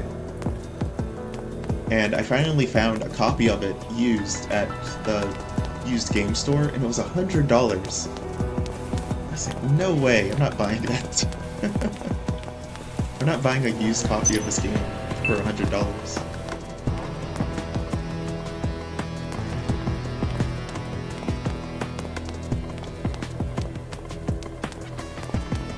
So I was hoping, I've been putting off buying it from North America, because the North American version was cheaper, so I guess it's easier or more well stocked.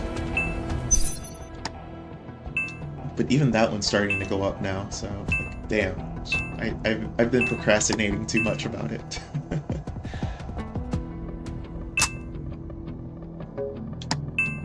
And then I think you can use a tool to transfer.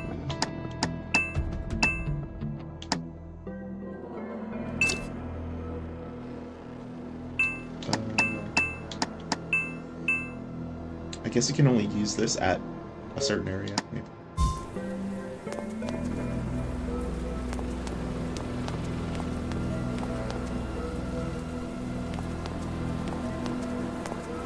Oh, they went with traditional turn-based combat. Ooh.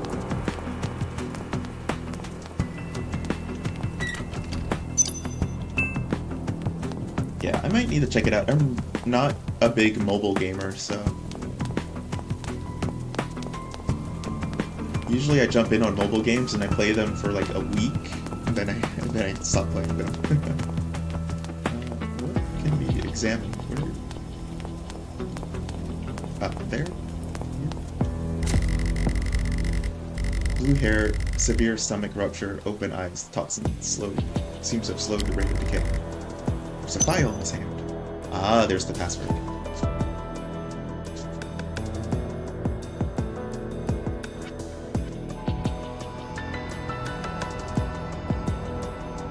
Yeah, like the battle. Yeah, like you said, the Battle Network's collection was pretty expensive when it launched as well. Yeah.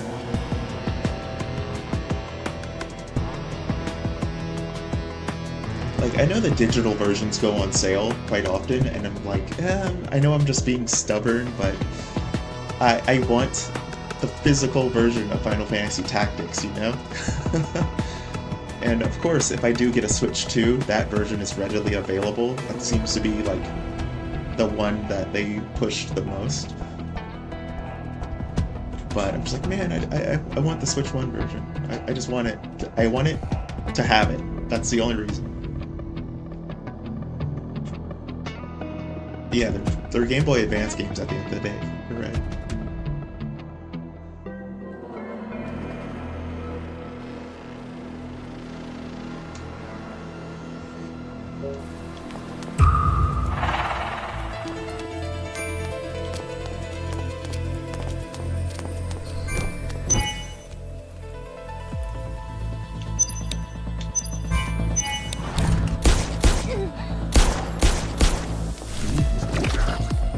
The new gun is way stronger. That works. Yeah, thankfully though, the Mega Man collections are Capcom games, so they go on sale quite often, but yeah, I understand that. Even for me, like, as much as I want the collections and the remasters and stuff, it's like, the prices of them is, they're not cheap. And then, I'm sure, like you, I always think, like, man, I can just emulate this if I really wanted to play it. But at the same time, I want to support, you know, the developers and the series. But at the same time, I'm just like, I could just go pop open Duck Station and just play this.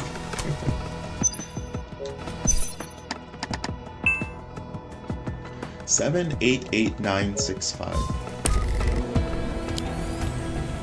7, 8, 8, 9, 6, 5. That's an easy password. Email. The locker is 357. Also, it's very funny that they have anime avatars or anime pictures. I know it's like anime style for the character face and design, but the monsters and world are not anime looking. Is it 357?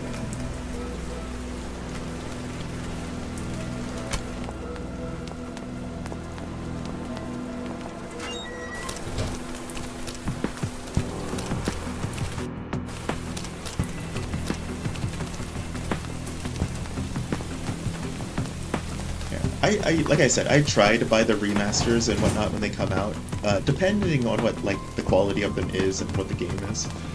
But especially if it's a PlayStation 1 era game, then I'm usually all in. Like PlayStation 1 or Dreamcast era, then I go in on those. But yeah, if they're too expensive, I'm just like I'll just emulate it if I have to.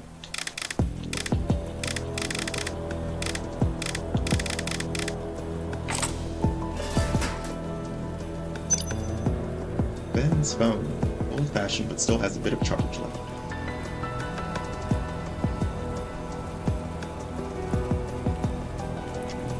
I've been wanting to play the Persona 3 remaster just because, or remake, since that's like the first one I played through. But yeah, I never bought it. I never bought it. I was really excited for it. It just came out at the time I like. Same with Persona 5, where I waited to play it, and that's when I enjoyed it. Just was not in the mood to play it at the time it came out.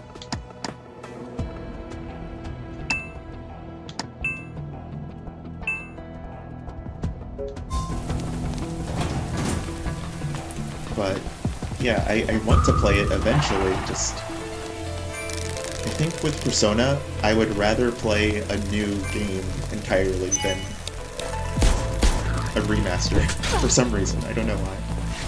Persona games are a lot. They're pretty big games, so... I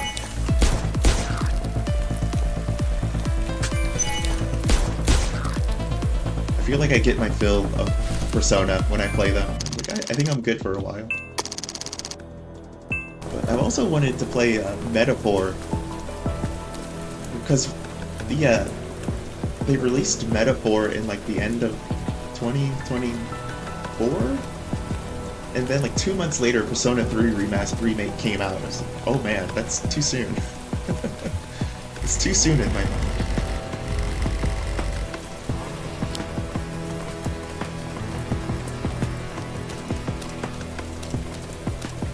What do I do with the phone?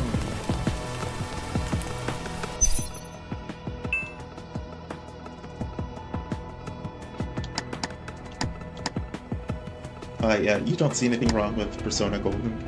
Yeah, I understand that exactly, too. I think for me, Persona 3 is removed enough from the time I played it, because I never played, what is it, Fez? The updated version. I never played the PSP version. I played it once when it came out, and I finished it, and I never went back to it, so... That's the only reason I'm interested in the remake.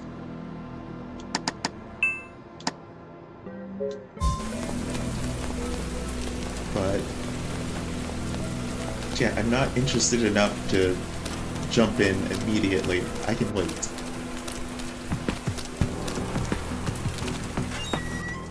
It's the same thing with, yeah, like you said, Persona 4 Golden, like, they're remaking Persona 4, and I'm just like, oh yeah, that is happening, isn't it?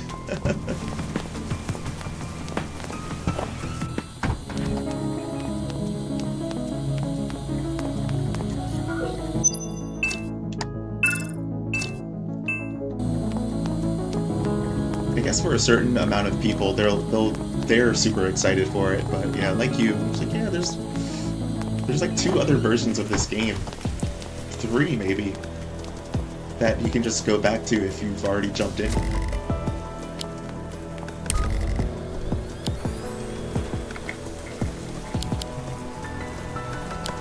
Oh, it's not it.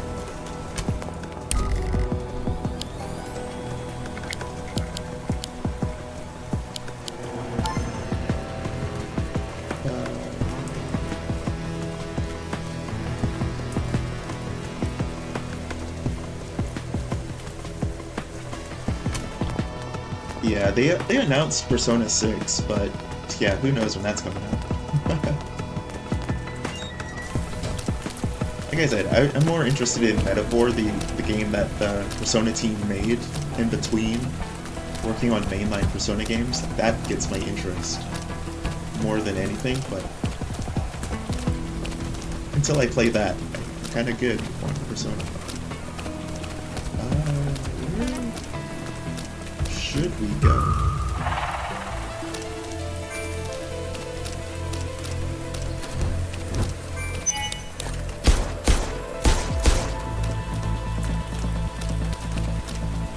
Because I generally like Persona games, so it's just kind of an eventually I'll play it, but I'm not chomping at the bit or anything at the moment.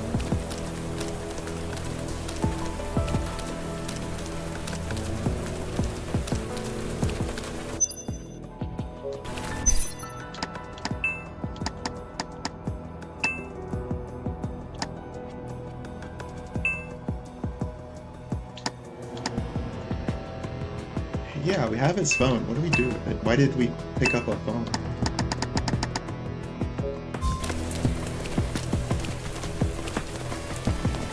Because we're looking for the forklift key, and I haven't found that either.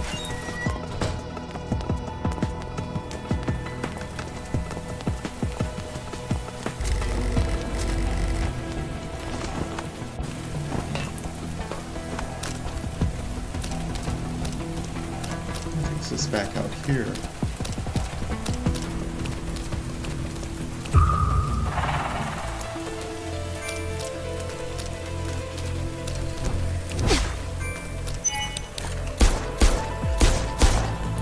Yeah, I know a lot of people were hoping the Persona games would, like, move into a little bit older territory. Like, age up with the audience, you know?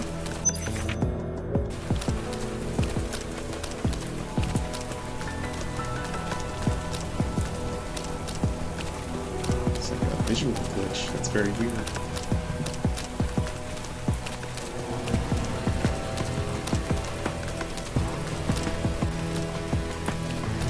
Yeah, that's one of the things that got me interested in Metaphor, just like seeing that same team try something different. And everyone says it's super good, but got too many games to play.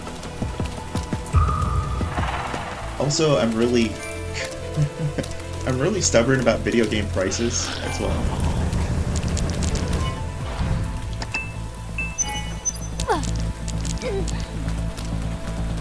If I see a game that's like a couple of years old and I think, oh man, this game should be $20 now, right? And it's not, I generally don't buy it.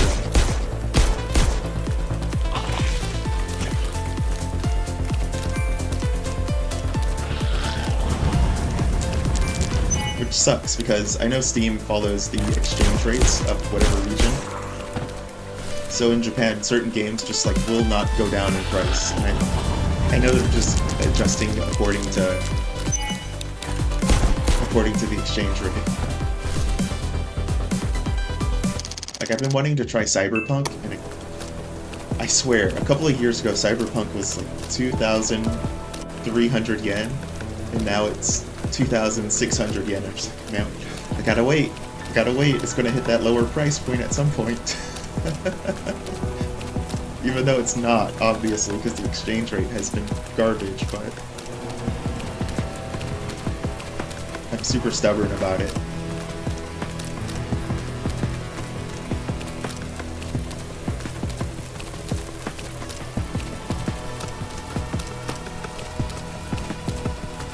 don't see any other prompts or anything like that, so maybe we did everything in the demo. It's just like a demo that doesn't have a particular end.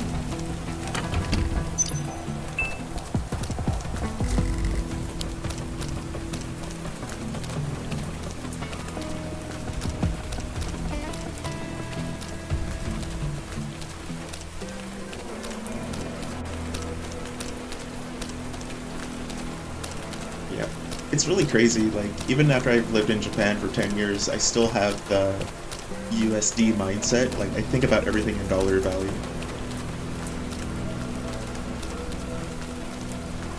So when I see a game that's over 2,000 yen, even though I know it's technically less than $20 USD, it's closer to 15, my brain immediately is like, oh, it's $20. It's $20. No, technically it's not, but I know that.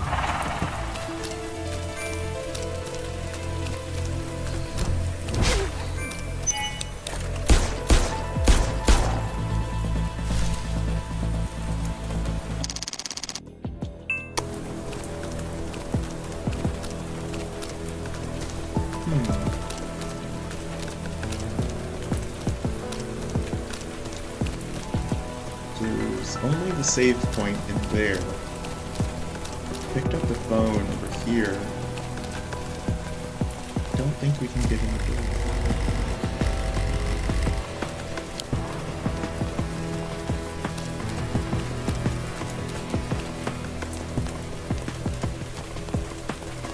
Guess you can see if there's anything downstairs.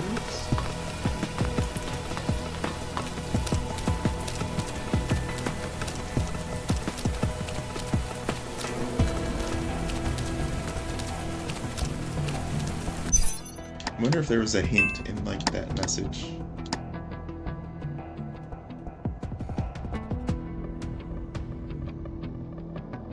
No, just the locker code. Oh.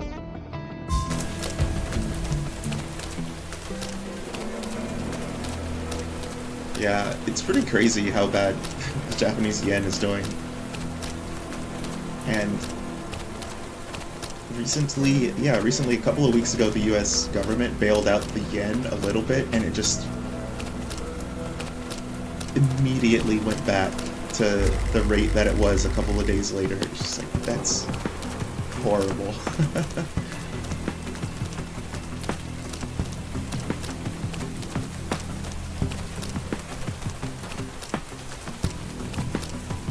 Yeah, one of the people I follow in the fighting game scene, he talks about how him and a couple of the other fighting game players, they just come to Japan every few months just because it's so cheap to do it now. Like, what used to be every few years is just now every month, like every other month or so. They just come to Japan to come. It's like, that's crazy that you're able to do that.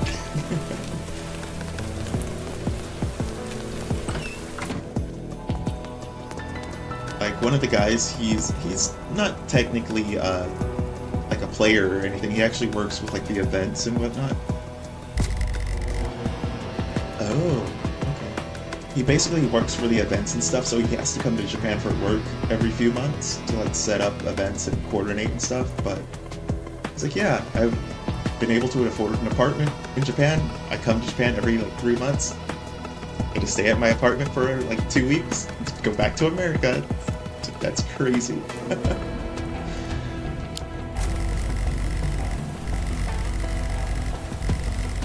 Maintain the body temperature at 37 Celsius for 3 seconds. Oh, to tap the button. Oh, hold the button. Oops. Oh, we're trying to unlock his phone. That's interesting.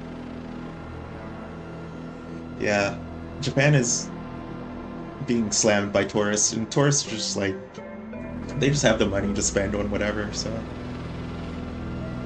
I know one of the big things to make extra money here is selling, like, the UFO catcher prizes to tourists for, like, really expensive amounts of money. Like, these prizes that are 1,000 yen in the shops. If you just buy them for 1,000 yen, you can hawk it on eBay for like 3,000 or 4,000 yen and just make money that way. Although shipping is expensive, so maybe that's why.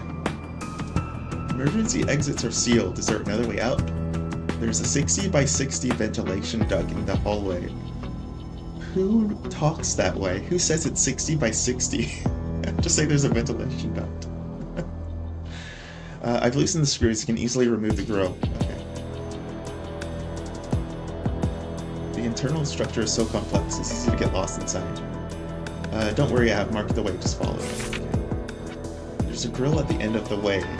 Research movements area D4. I'll wait for you there. There's so many people here, can we really escape? That's why we need to escape in the middle of the night. Place a wooden plank and place it on the forklift. Okay, see what we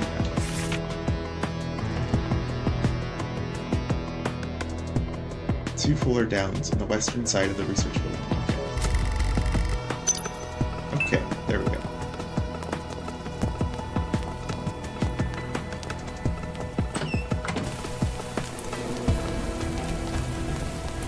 Get off the ship and go live in Japan, yeah.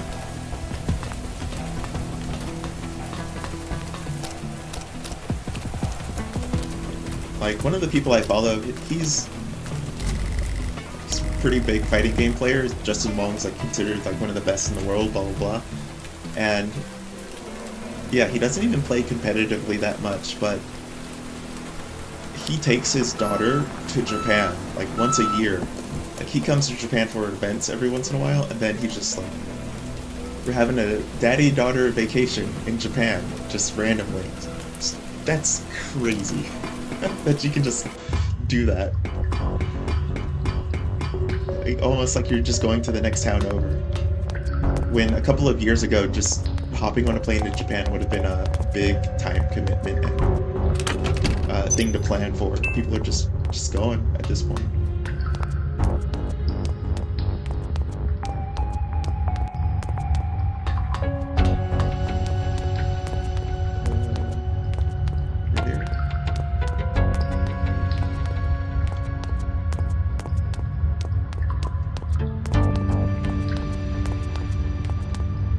Yeah, I guess recently though, there hasn't been many tourist incidents. Ooh, a giant. I thought it was a giant crab. It's not a crab. There hasn't been many tourist incidents, thankfully, recently, so things have been kind of more calm than usual.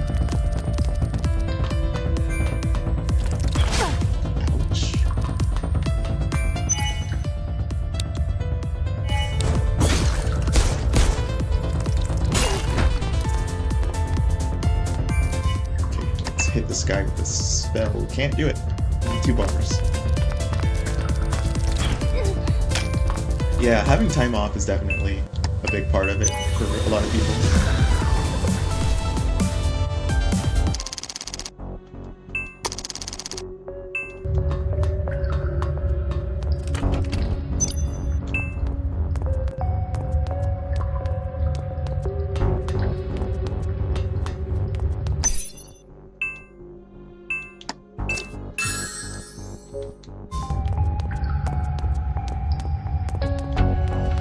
Man, I certainly wish I got paid in USD. That's the dream, to get paid in USD while living in Japan. That would be pretty sick.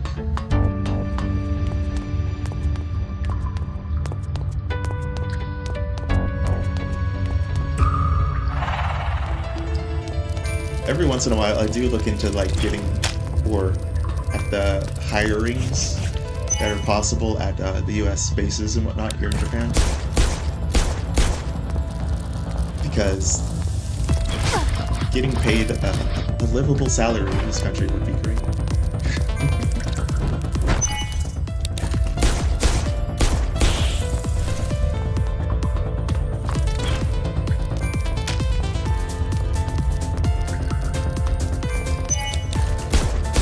Oh, I'm just barely out of range.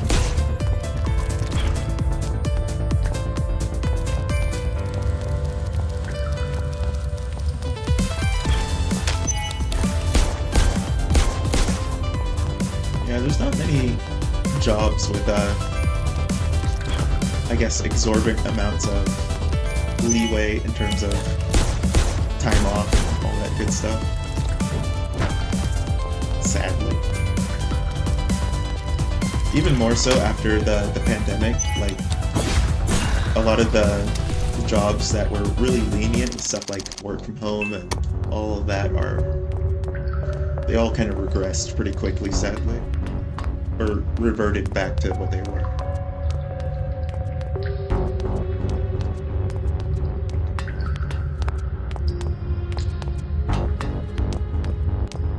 One of my friends that I met here in Japan, he was from like the Boston area, and he's a software engineer.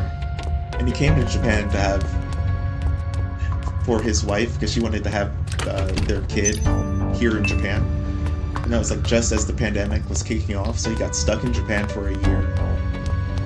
And his job was just like, yeah, you can stay here, or you can stay in Japan, and we're totally cool with it. Sorta cool with it. They were sorta cool with it. They kind of understood the situation, that he couldn't just come back.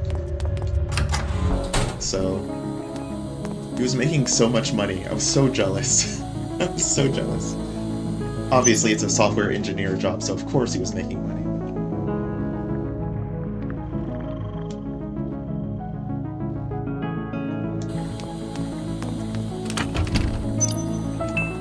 Okay, made it to the second checkpoint, so that's cool.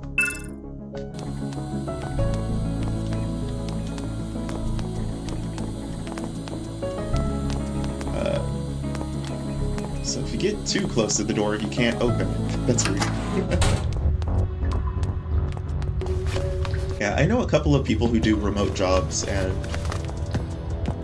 God, it looks like their life is just so great.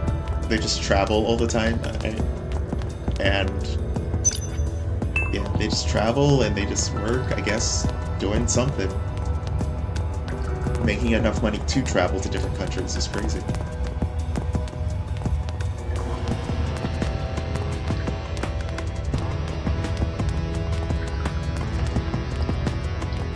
One of my friends, I don't know what her job is exactly, but she just travels the world. She travels Japan and the world. She is Japanese, but I keep wondering what her job is, and I'm too scared to ask in case it's something weird. I don't think it is. I think she's like a singer or something, so. But like an indie singer, so I think she just like gets gigs in different places, and they're like cultural singing gigs. So like, oh, we have a singer from Japan, blah blah blah. But it's really cool.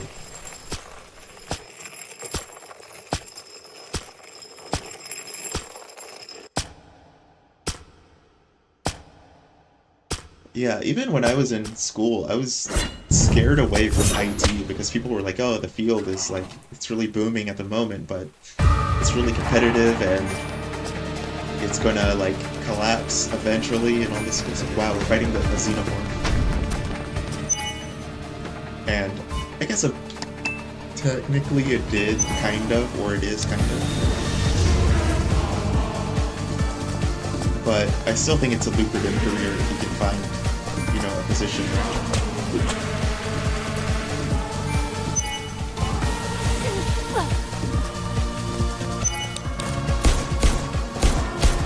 Some of my friends here that are foreigners, a lot of them are IT engineers or specialists, and I'm quite jealous of their paychecks.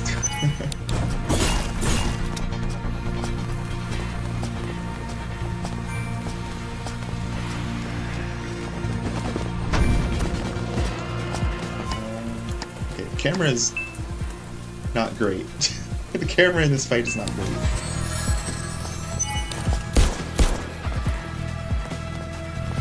I don't need the camera to pan around. It'd be great if it just kind of stood still.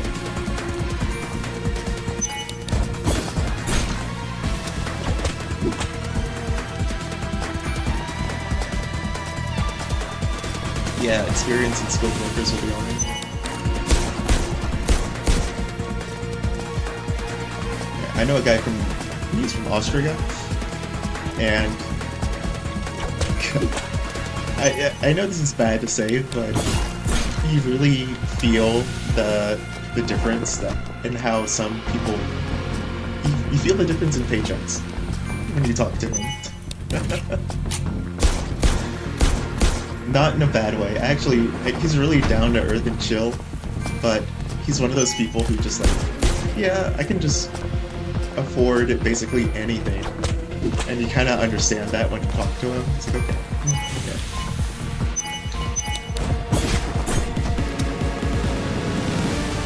Like, we'll go to a restaurant, and like, I try to think about, okay, this is what I'm buying, this is how much it's going to be. And so it's like, okay, I can get like one dish and a drink, and it'll be this much, and if I want something else, like an appetizer, and I'll get this. And he's just like, oh, I want like 3 appetizers and two main courses, we can share it, and all this stuff. Jeez, dude.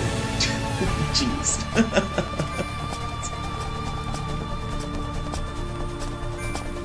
But he's a software engineer for one of the car companies. I don't know which one. I think it's Toyota. So he's definitely making quite a bit of money.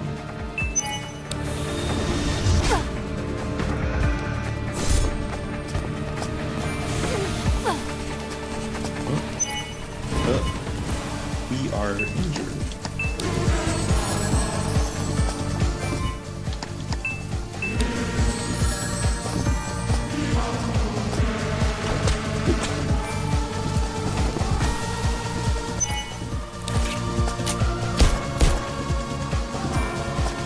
It's got a buff. I can't move the camera to see what buff it has. There's something floating above its head.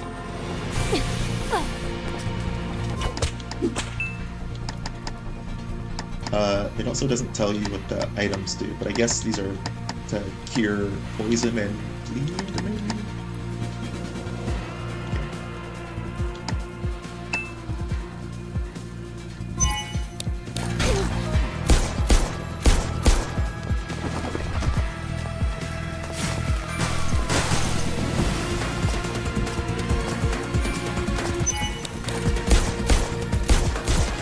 Yeah, he's a really nice dude, especially I really like talking to him. He plays Magic the Gathering and like all this other stuff. He's a really chill dude. But yeah, sometimes when we hang out, I'm just like, jeez. Also, when he moved to Japan, the first thing he did was buy a motorcycle. He's like, yeah, I just bought it because I wanted it. Good for you.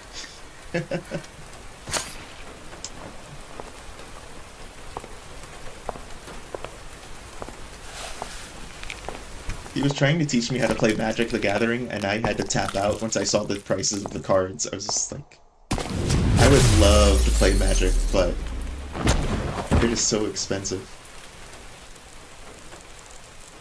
And then he was telling me, like, yeah, the deck I used, it wasn't that expensive.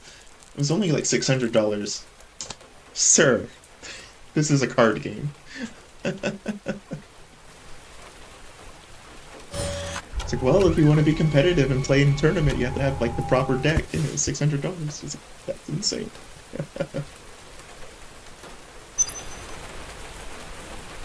So the character was a cyborg?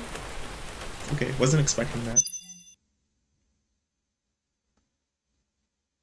That was a very cool demo. I am convinced of the proof of concept of this game.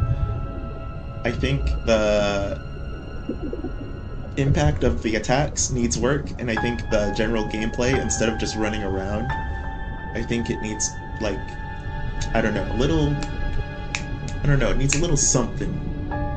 Because that boss battle wasn't very interesting. You're just, like, circling around it the whole time, so... I don't know. I don't think it needs, like, a dodge or anything like that. I think if they want to keep it exactly like Parasite-y, that's fine, but... yeah, I think it needs a little more punch to it.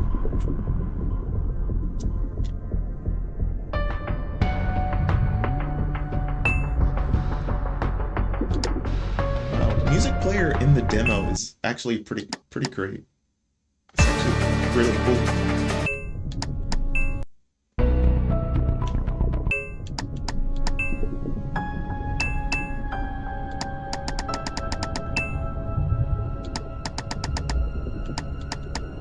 Yeah, this is a cool game. I'm sold on the project. I would definitely play this when it comes out.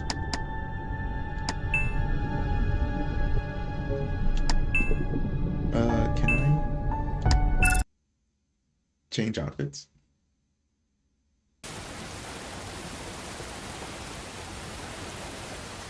It said I unlocked a costume or something, so I'm just trying to check what that was.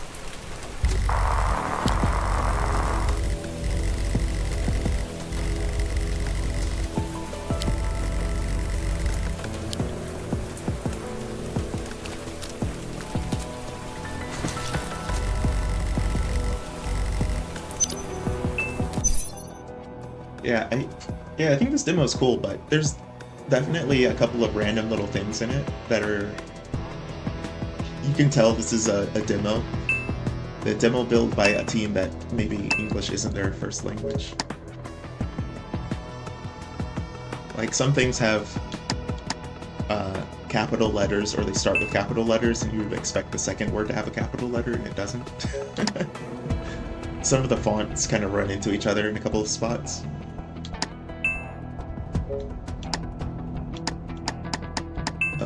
Appearance, there it is. Oh, I see. It's one of these games. It's one of those games that has a bunch of sexy extra outfits. Gotcha. And there is the Parasite Eve outfit. Exactly what I thought.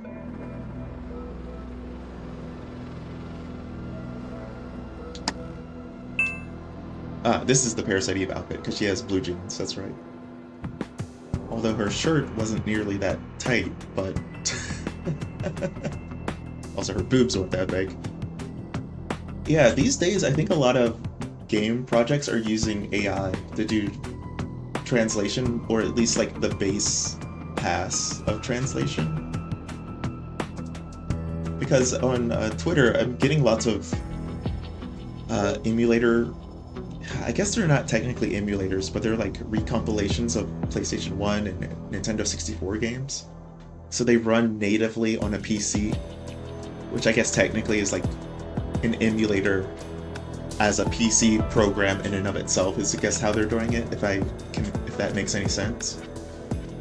And recently a lot of them are like, oh, Japan exclusive PlayStation 1 game that never had a fan translation. Suddenly here's a fan translation. So I'm assuming they're using AI for those, simply because of the speed that they're coming out.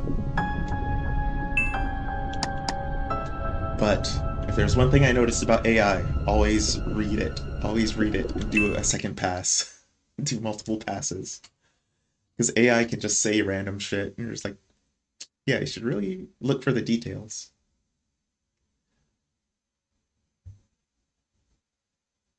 Yeah, that was really cool. Oh, in the demo even has the dress. Oh, I see. Or the demo image. That was really neat.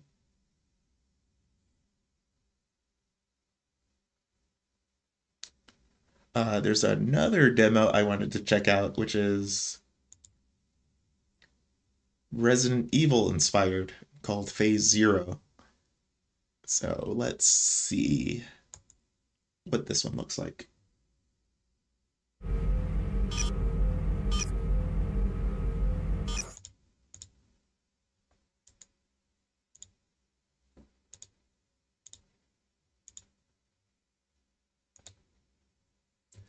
Yeah, I've used AI to like summarize something, and it completely changed what I said. Or it didn't change what I said, it changed like what I knew wasn't true. So it's really weird. Like I can't remember what game it was. I think I asked a question about like Final Fantasy 16. Yeah, I asked about Final Fantasy 16. I was like, what was the team name that made Final Fantasy 16? Because I couldn't remember. It was like Division 3 creative unit for, or something like that, some weird, like, not very catchy name. And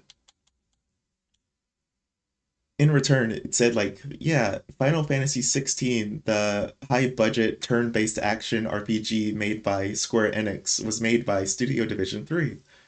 It's like, 16 is an action game. It is not turn based at all. Where did that come from?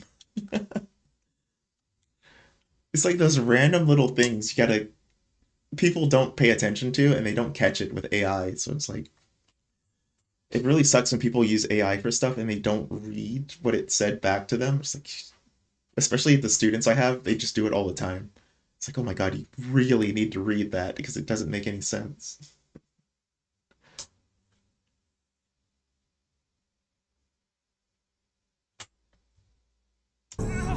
Ah, there's the sound.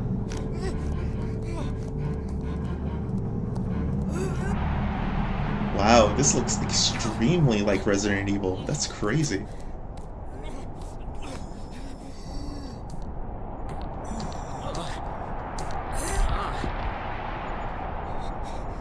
Yeah, I do like that. Whenever AI makes a mistake and you say, hey, this isn't right. It's just like, yeah, oh, ooh, yeah, you're right. Sorry about that.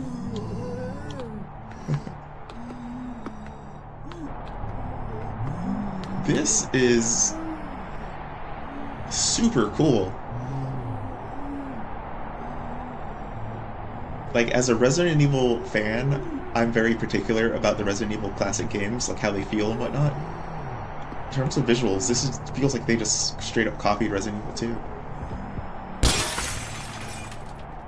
Holy shit. Holy shit.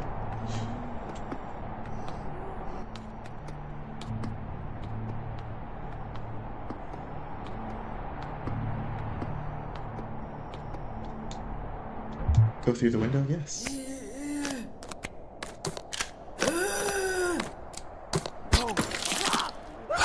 Sir, this room is too big for you to not back up.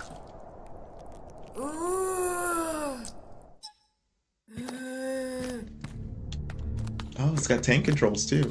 Okay. Love it.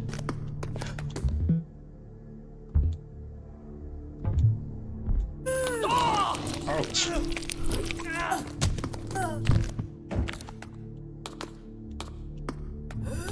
Dang, it even has like the Resident Evil pacing to the movement. That's crazy.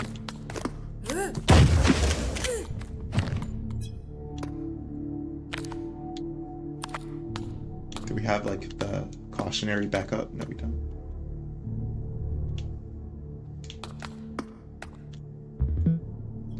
Shotgun ammo. Tuna brand shotgun shells. Love it.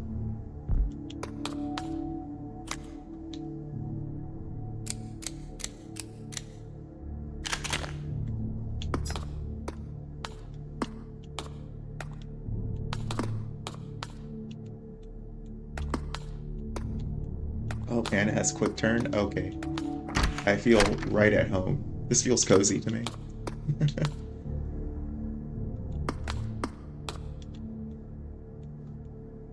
I think I'm gonna be sick.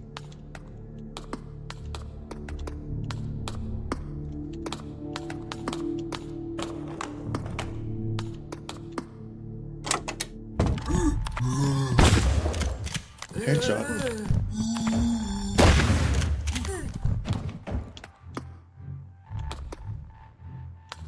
Yeah, that's what I was thinking too. It's like, yeah, a shotgun right away is a bit much.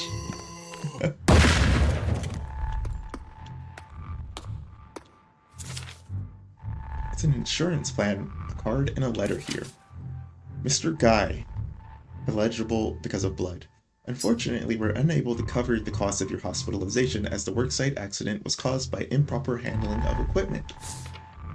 The investigation found that the propane tanks used to dry the underground area were not properly sealed after use, which directly caused the incident.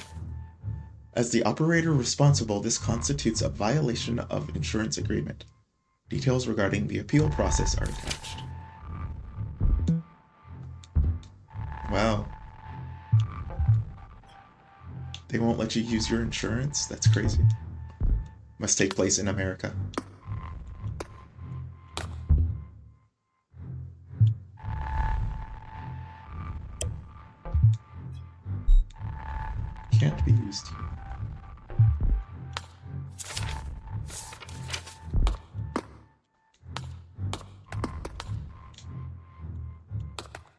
remember someone lying here earlier.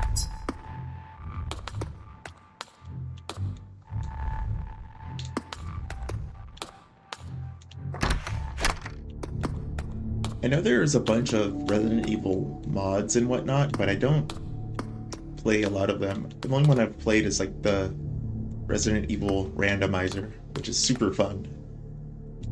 Really want to play that again when I get the chance. Hello, zombie. I see that you're alive.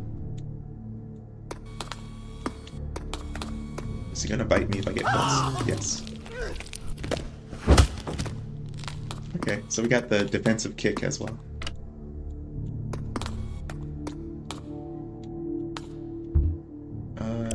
We have no healing items. That's not good.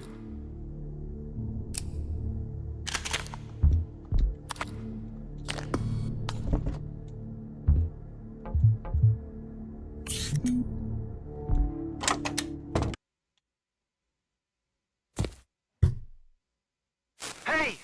You there! I see you! Hello? Listen, the elevator's stuck. This feels like it could have just been another Resident Evil game. Who are you? I'm an They've employee really here. nailed the style trapped in of the the PlayStation 1 Resident Evil games. What is going on here? Try to reach the exit. I'll see you there. Wait! Shit.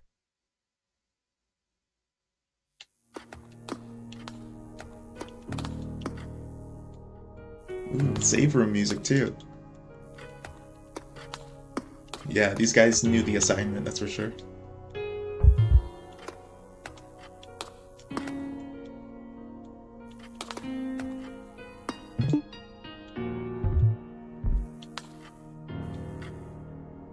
They got you good.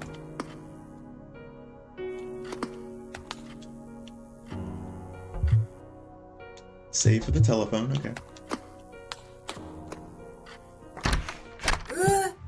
Yeah, it does look like an upscaled PS1 game in a lot of ways.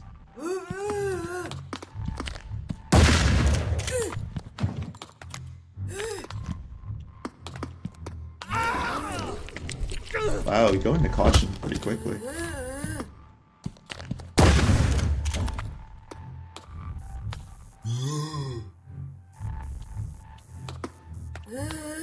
Are you stuck?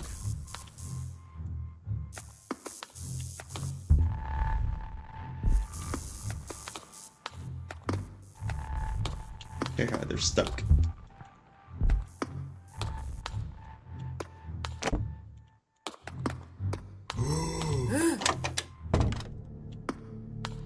Like, the backgrounds themselves are just...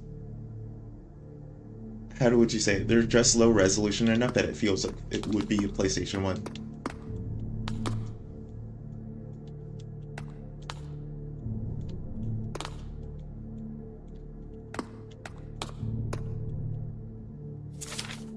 Medical miracle.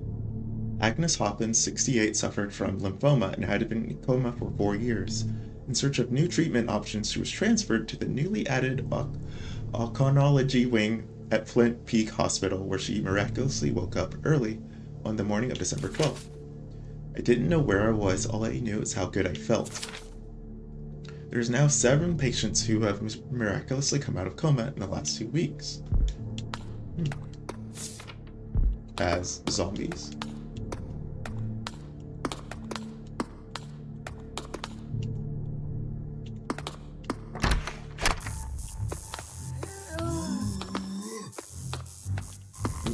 What does the sign say? Hospital equipment, okay. We have...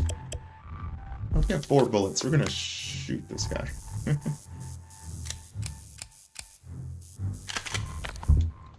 How many bullets does this hold? 5? Okay. Wow, he's still alive. Whoa! Okay.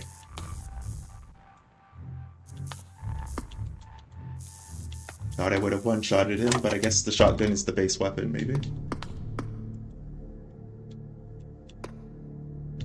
Let's see if we can go down. Maybe. Let's go up. Let's go up. I always go down. Let's go up first. And it's locked. Never mind.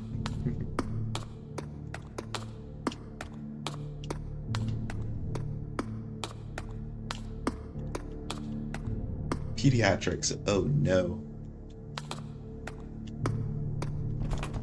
Won't open. And there's blood at the floor. Yeah, let's not go into the children's wing during a zombie apocalypse, please.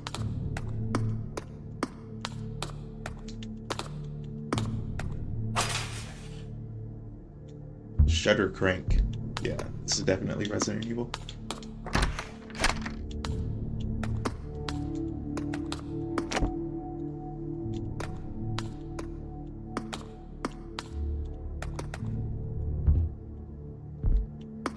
The X-ray room.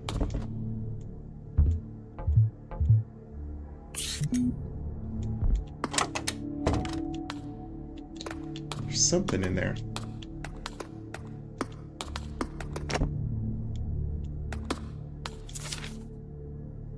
Calibrating the X-ray machine. Contrast KVP allows for an image to differentiate between tissues. Higher values reduce the image contrast.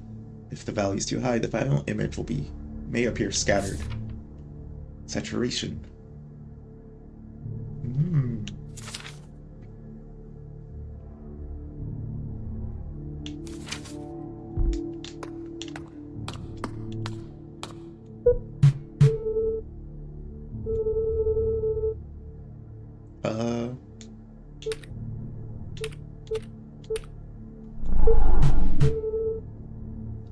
Contrast is fine, but saturation is too low. Okay.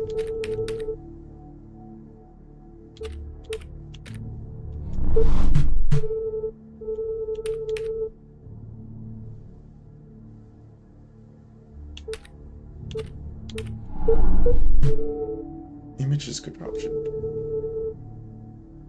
I need to get the image to penetrate more? Okay.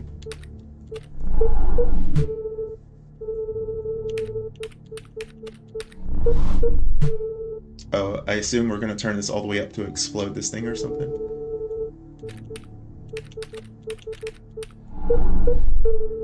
$60-60, okay. There's a human with a crank inside them, or they're holding it.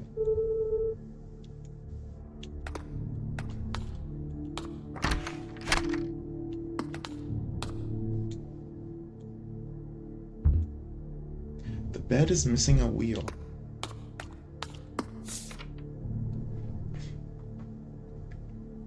Middle-aged male found unconscious with several growths in his head and torso.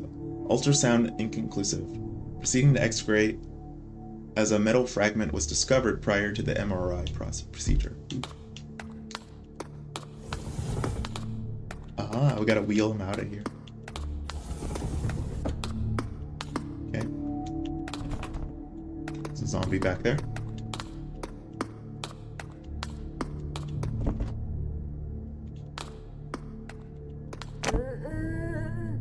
More zombies.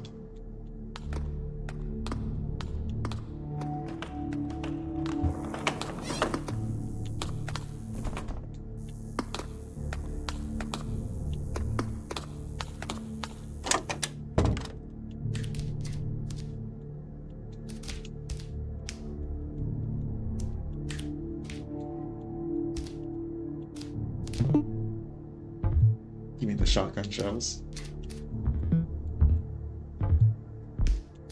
This is pretty neat so far. For an indie game that's just a demo so far, this is really cool.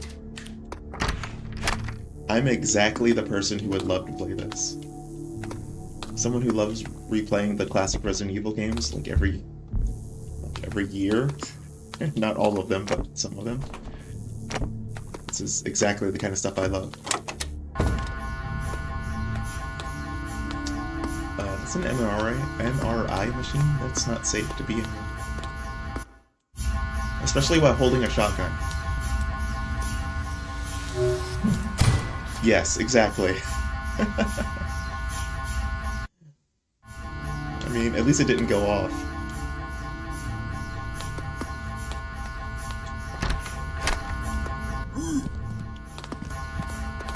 Yeah, I gotta juke him a little bit. Okay,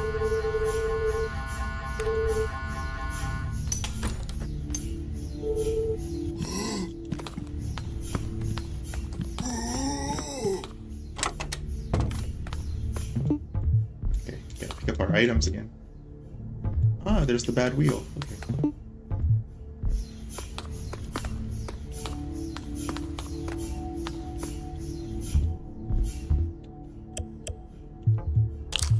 Boy, I hope this guy thinks I'm close.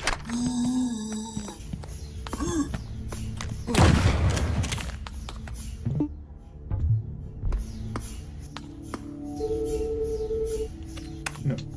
Okay.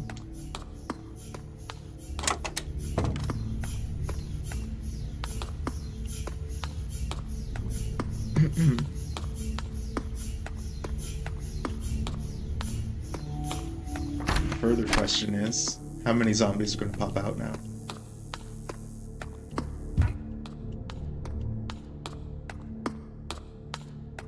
What did that say? Hips don't lie. Cute.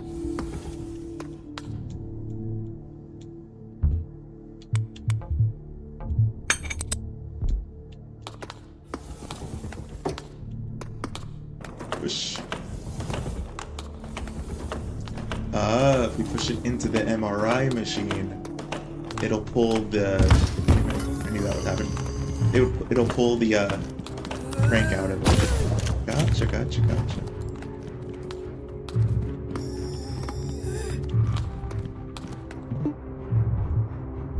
Okay, got some shotgun shells in there. That's good.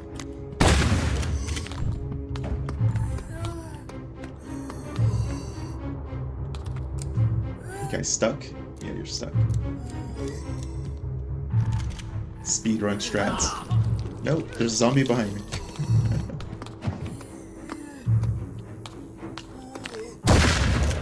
There you go.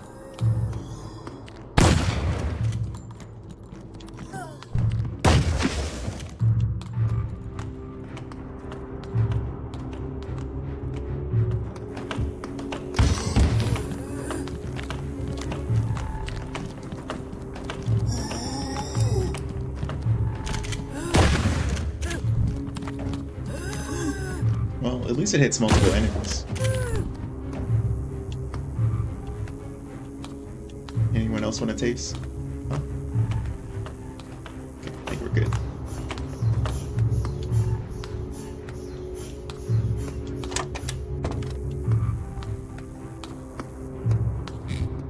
Exactly. Where else would you find shotgun shells in a hospital?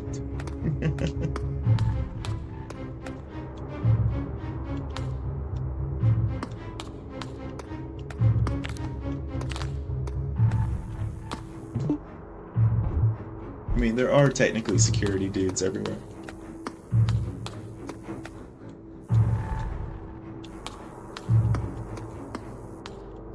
But it's like, why are they here?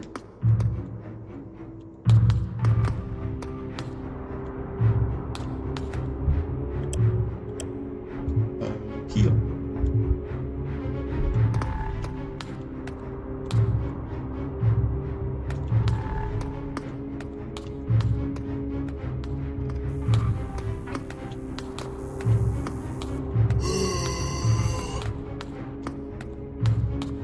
It's very funny that they're off screen, but they can't move through the background, so it's fine. Combine. Ooh, can make a health pack. Okay.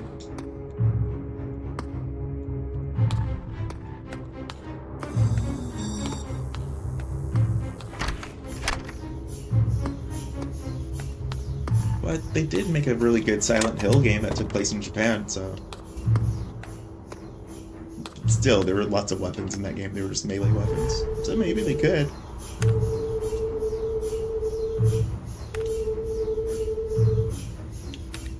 No, there are not any metal objects in the machine. Yes.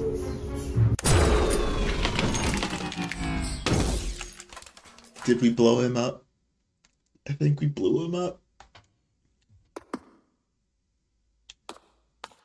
Alright, I'm gonna not lie. I thought the metal pipe would just like get thrown out of him or something. I didn't expect him to like microwave. Or at least not in that level.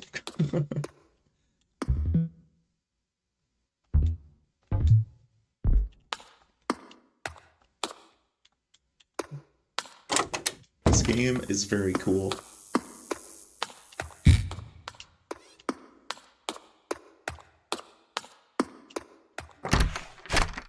Okay.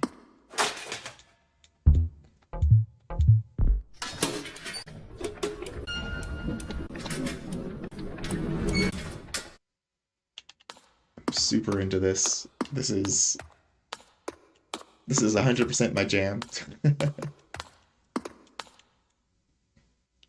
Finally, the ground floor. I have to get out of here. But there's a basement too. Ew, that's not a basement.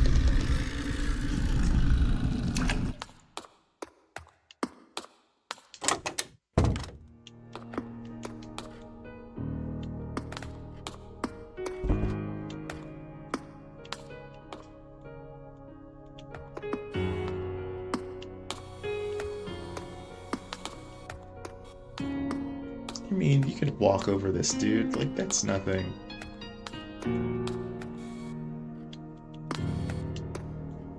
Map.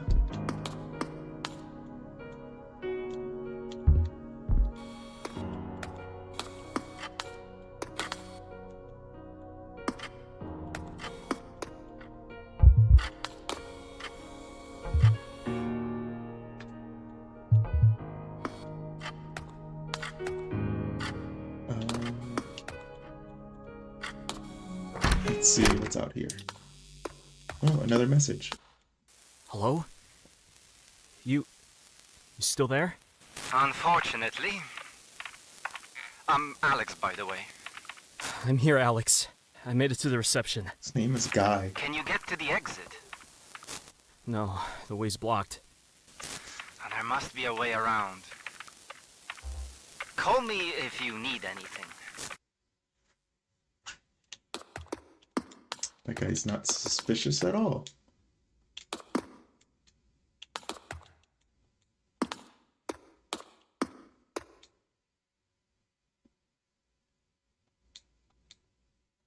Timestamped 91. Jeez, camera angle jump scare. I can't tell if his name is Guy or if it's just Guy. Because we don't know his name yet.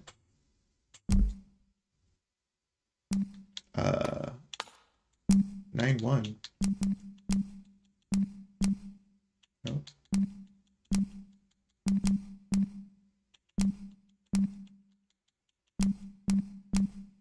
I don't know the password. Hey, Alex. You work here, right? You know any codes? Codes? There's a keypad in the staff room. I need the code. It's 38. 38 what? 38. 3891. I'm Breaking assuming. up.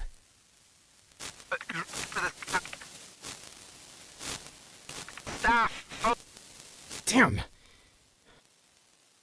He said 38 and something about a staff photo.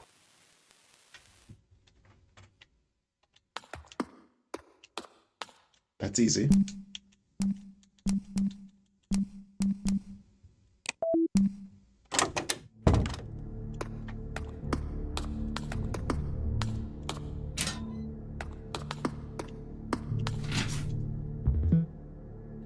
Red powder.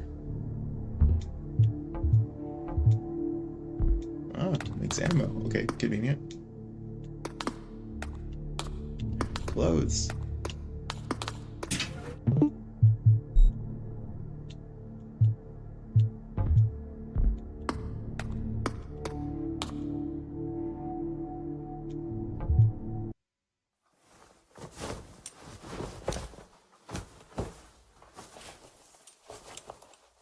It's like a, yeah, paramedic jacket.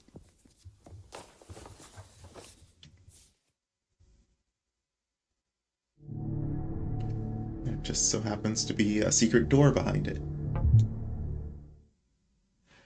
With the Resident Evil style transition, this game is trying to get me to buy it whenever it's available. Jeez.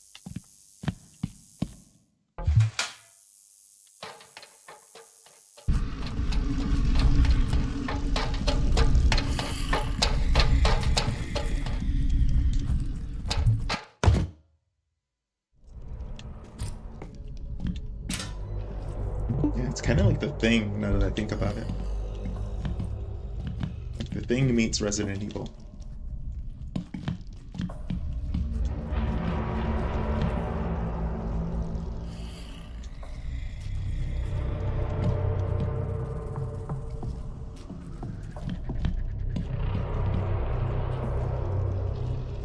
The bullets came straight through. What happened here?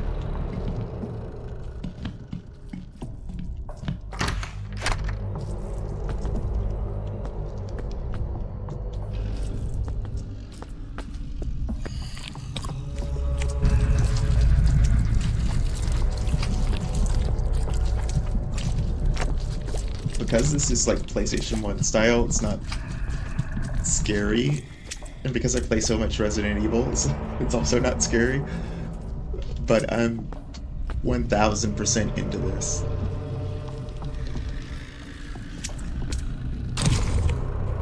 Gross.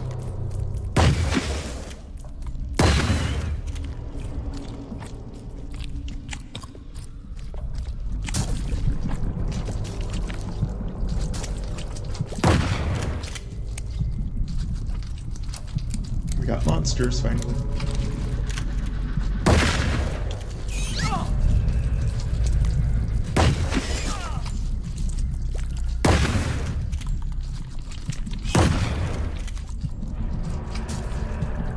Oh, it's gonna just like spawn infinitely, it seems like.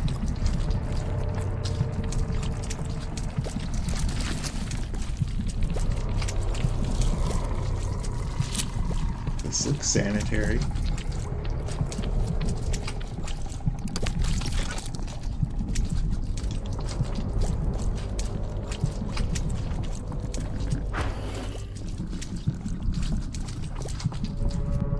Operating room. Why is this underground?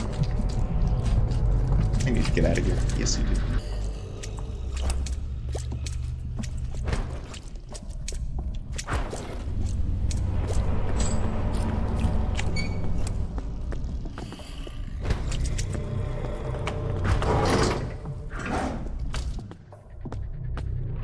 I wouldn't get in the elevator with this. I would push it out.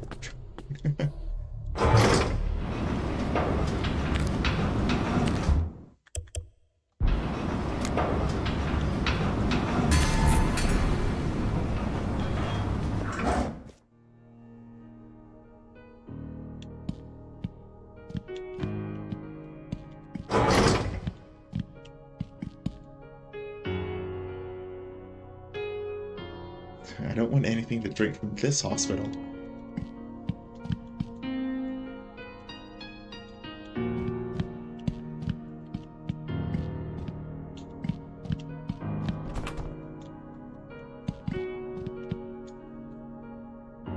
Dude, you can climb over that. That is barely chest high.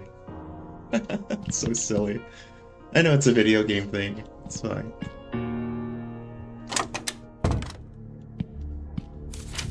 Yeah, the pulsating biomass, it's an inconvenience, but it's not the biggest issue. The secret operating room is. Although the crypt beneath Flint Peak's Church of St. Roche was opened some time ago, research is taking longer than expected. While the crypt opening has sparked great interest among locals, the church remains partially closed, and no reopening date has been announced. Sealed for the past 100 years, the crypt has long been regarded as local curiosity. Father Richard Penwell informs the congregation that, due to ongoing work with the church, daily mass will be held from 6 p.m. only. Well, at least he doesn't seem to have amnesia. He knows who these people are, at least. Or at least some of the people.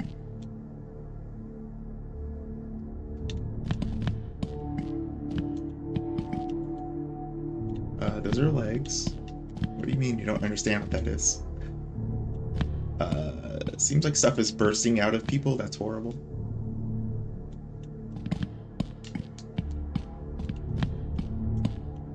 Yeah, that's pretty disturbing. She hollow. Ugh. The image of something bursting out of someone's back. Jeez. Exit. Hey! I can see you! Oh, hey, it's Alex. Over here! Help me out! What? Wait! You can't just leave me here.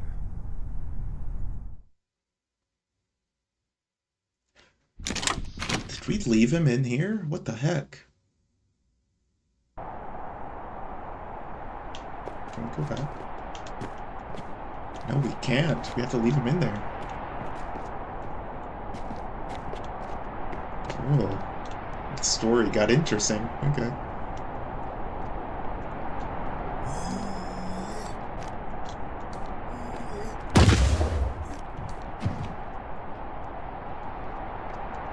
Guess the secret operating room was like, nah, there's something sketchy going on here with these people.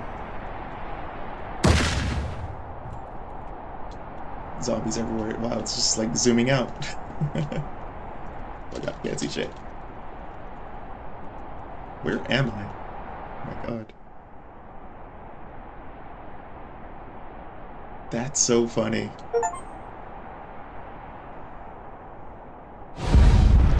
Oh, that was the demo. Okay. That's a funny way to end the demo. Just keep zooming out. Phase 0 coming soon. Alright, that's a wish list. That was very good.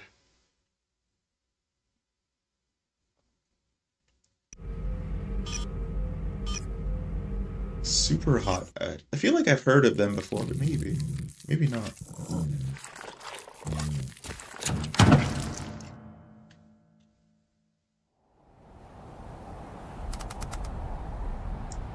Takes place in 1994. Ah, and multiple characters.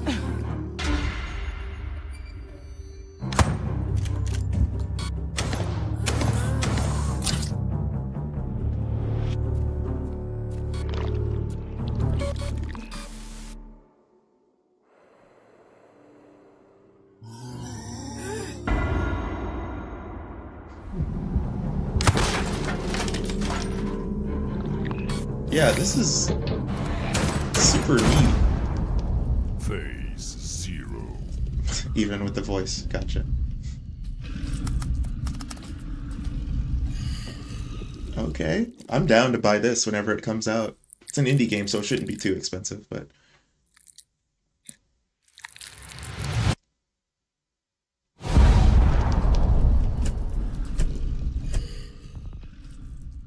Oh, it even has a timer on it that you can check. Oh, another demo with extras, okay.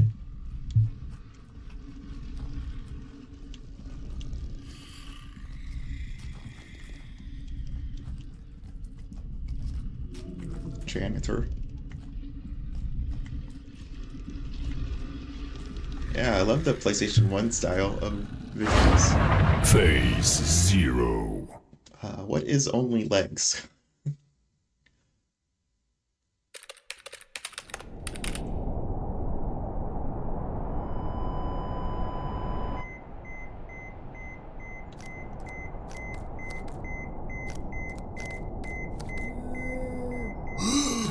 Do we play as a pair of legs?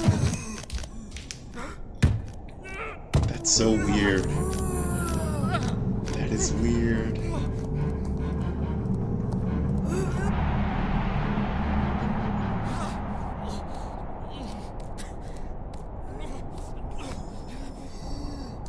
That's really weird. Why is it only legs?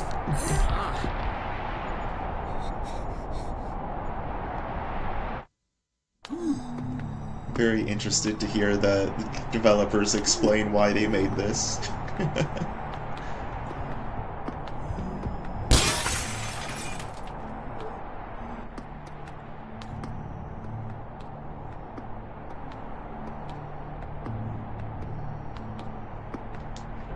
Can I use a weapon, or am I literally just legs?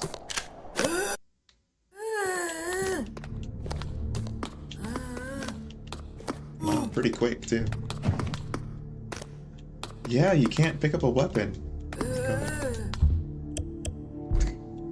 So silly. Okay, they're having fun. That's great. If I get grabbed, do I still kick? Okay. So that's how you get the fight. So stupid. Touche, game. Touche. Didn't realize how silly they could be with this.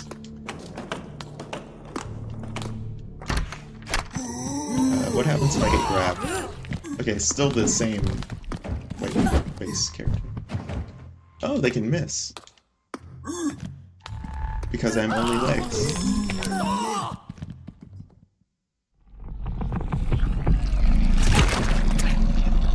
Defeated. Not a you are dead, just you're defeated. That was super cool. I'm down for that. That's a really neat game.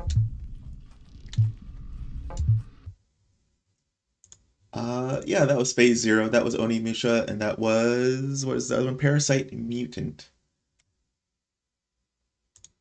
What are we looking for? There we go. Yeah. All three of those were really cool demos. I wasn't expecting to play 3 horror-tinged demos, but that's the way it was.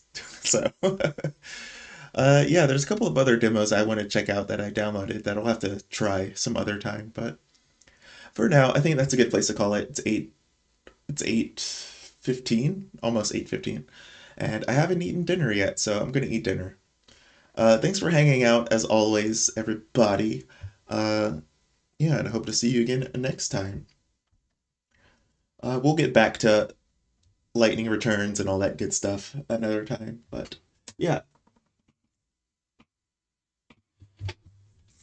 As usual, thanks for hanging out, Liminoid. If I'm saying that right, Liminoid.